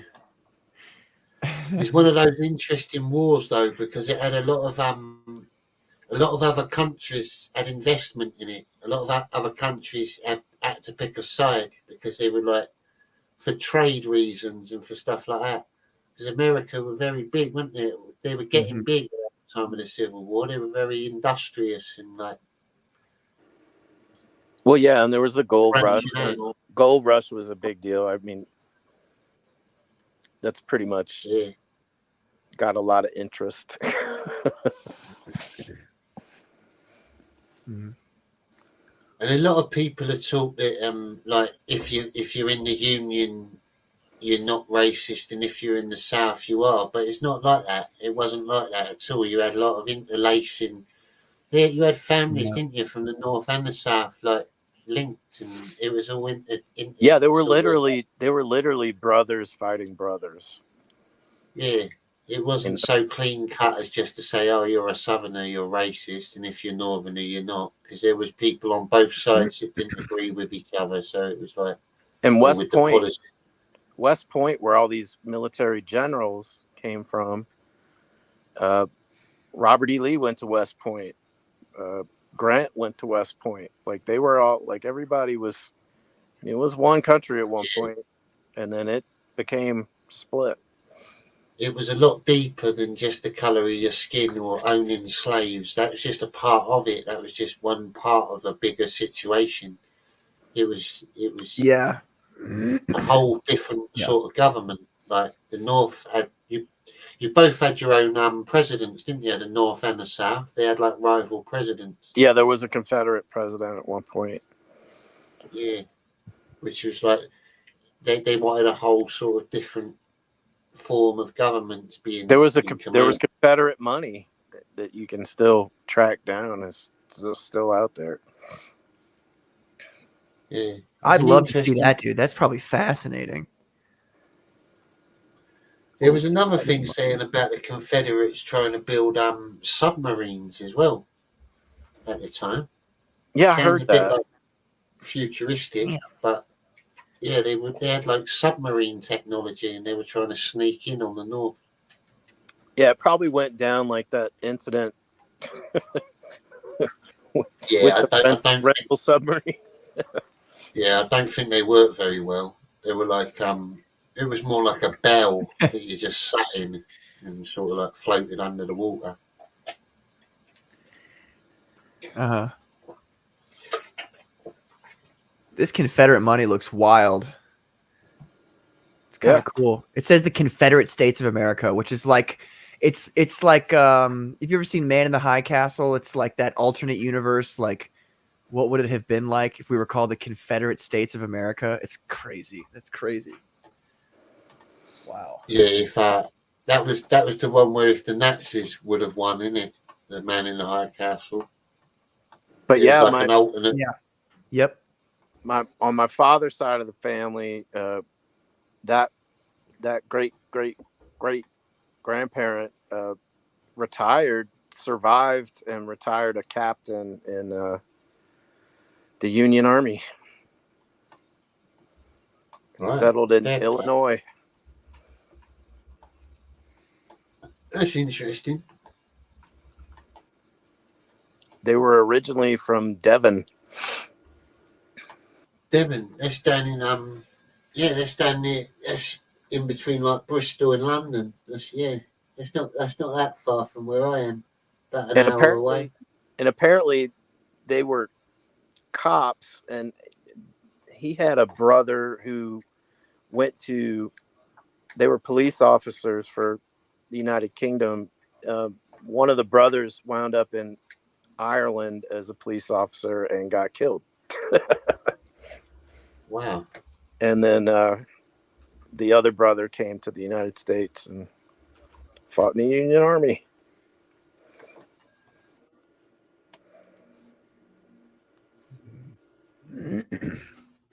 That's an interesting. Crazy how close we are to family Civil War history now. and stuff.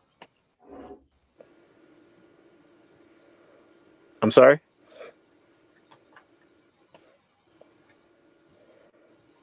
What'd you say, Johnny?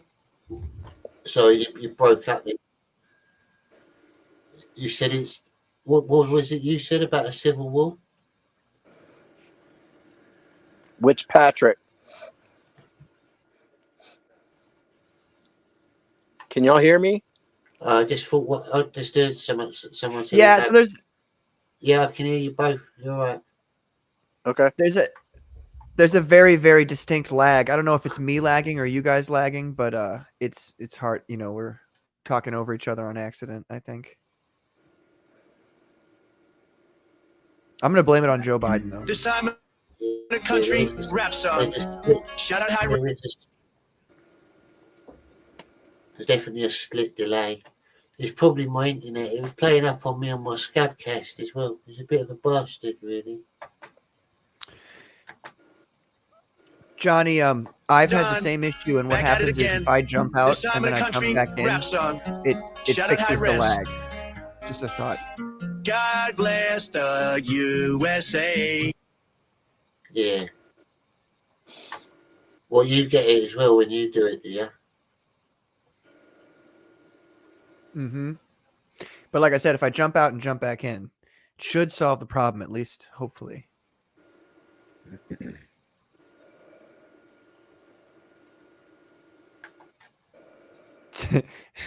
Johnny, say something. Oh, I think he bounced out and he's going to come back. There he is. Sorry, mate. Yes. I was spaced out then. Stop sending billions to Ukraine. Put America first for a change. When they fail, I'm the one that they blame. I only ran for president because I had one thing on my mind. To make the country better than it's ever been, but you got Biden's lies. And if you love the country, then we're on the same side. I got that for America. I got American pride. They tried to kick me out the White House. Next year, that's my house. FAFO, around and find out. Trump 2024, all the communists, they will cry now. No more fake news selling lies now. CNN stands for the Clinton News Network. I'm the only president to leave with a lower net worth. Biden took office. Oh boy, did it get worse. I guess that means that I was better than my successor. I only ran for president because I had one thing on my mind. To make the country better than it's ever been. But you got Biden's lies. And if you love the country, then we're on the same side. I got that for America. I got American pride. Yeah, nice. Right.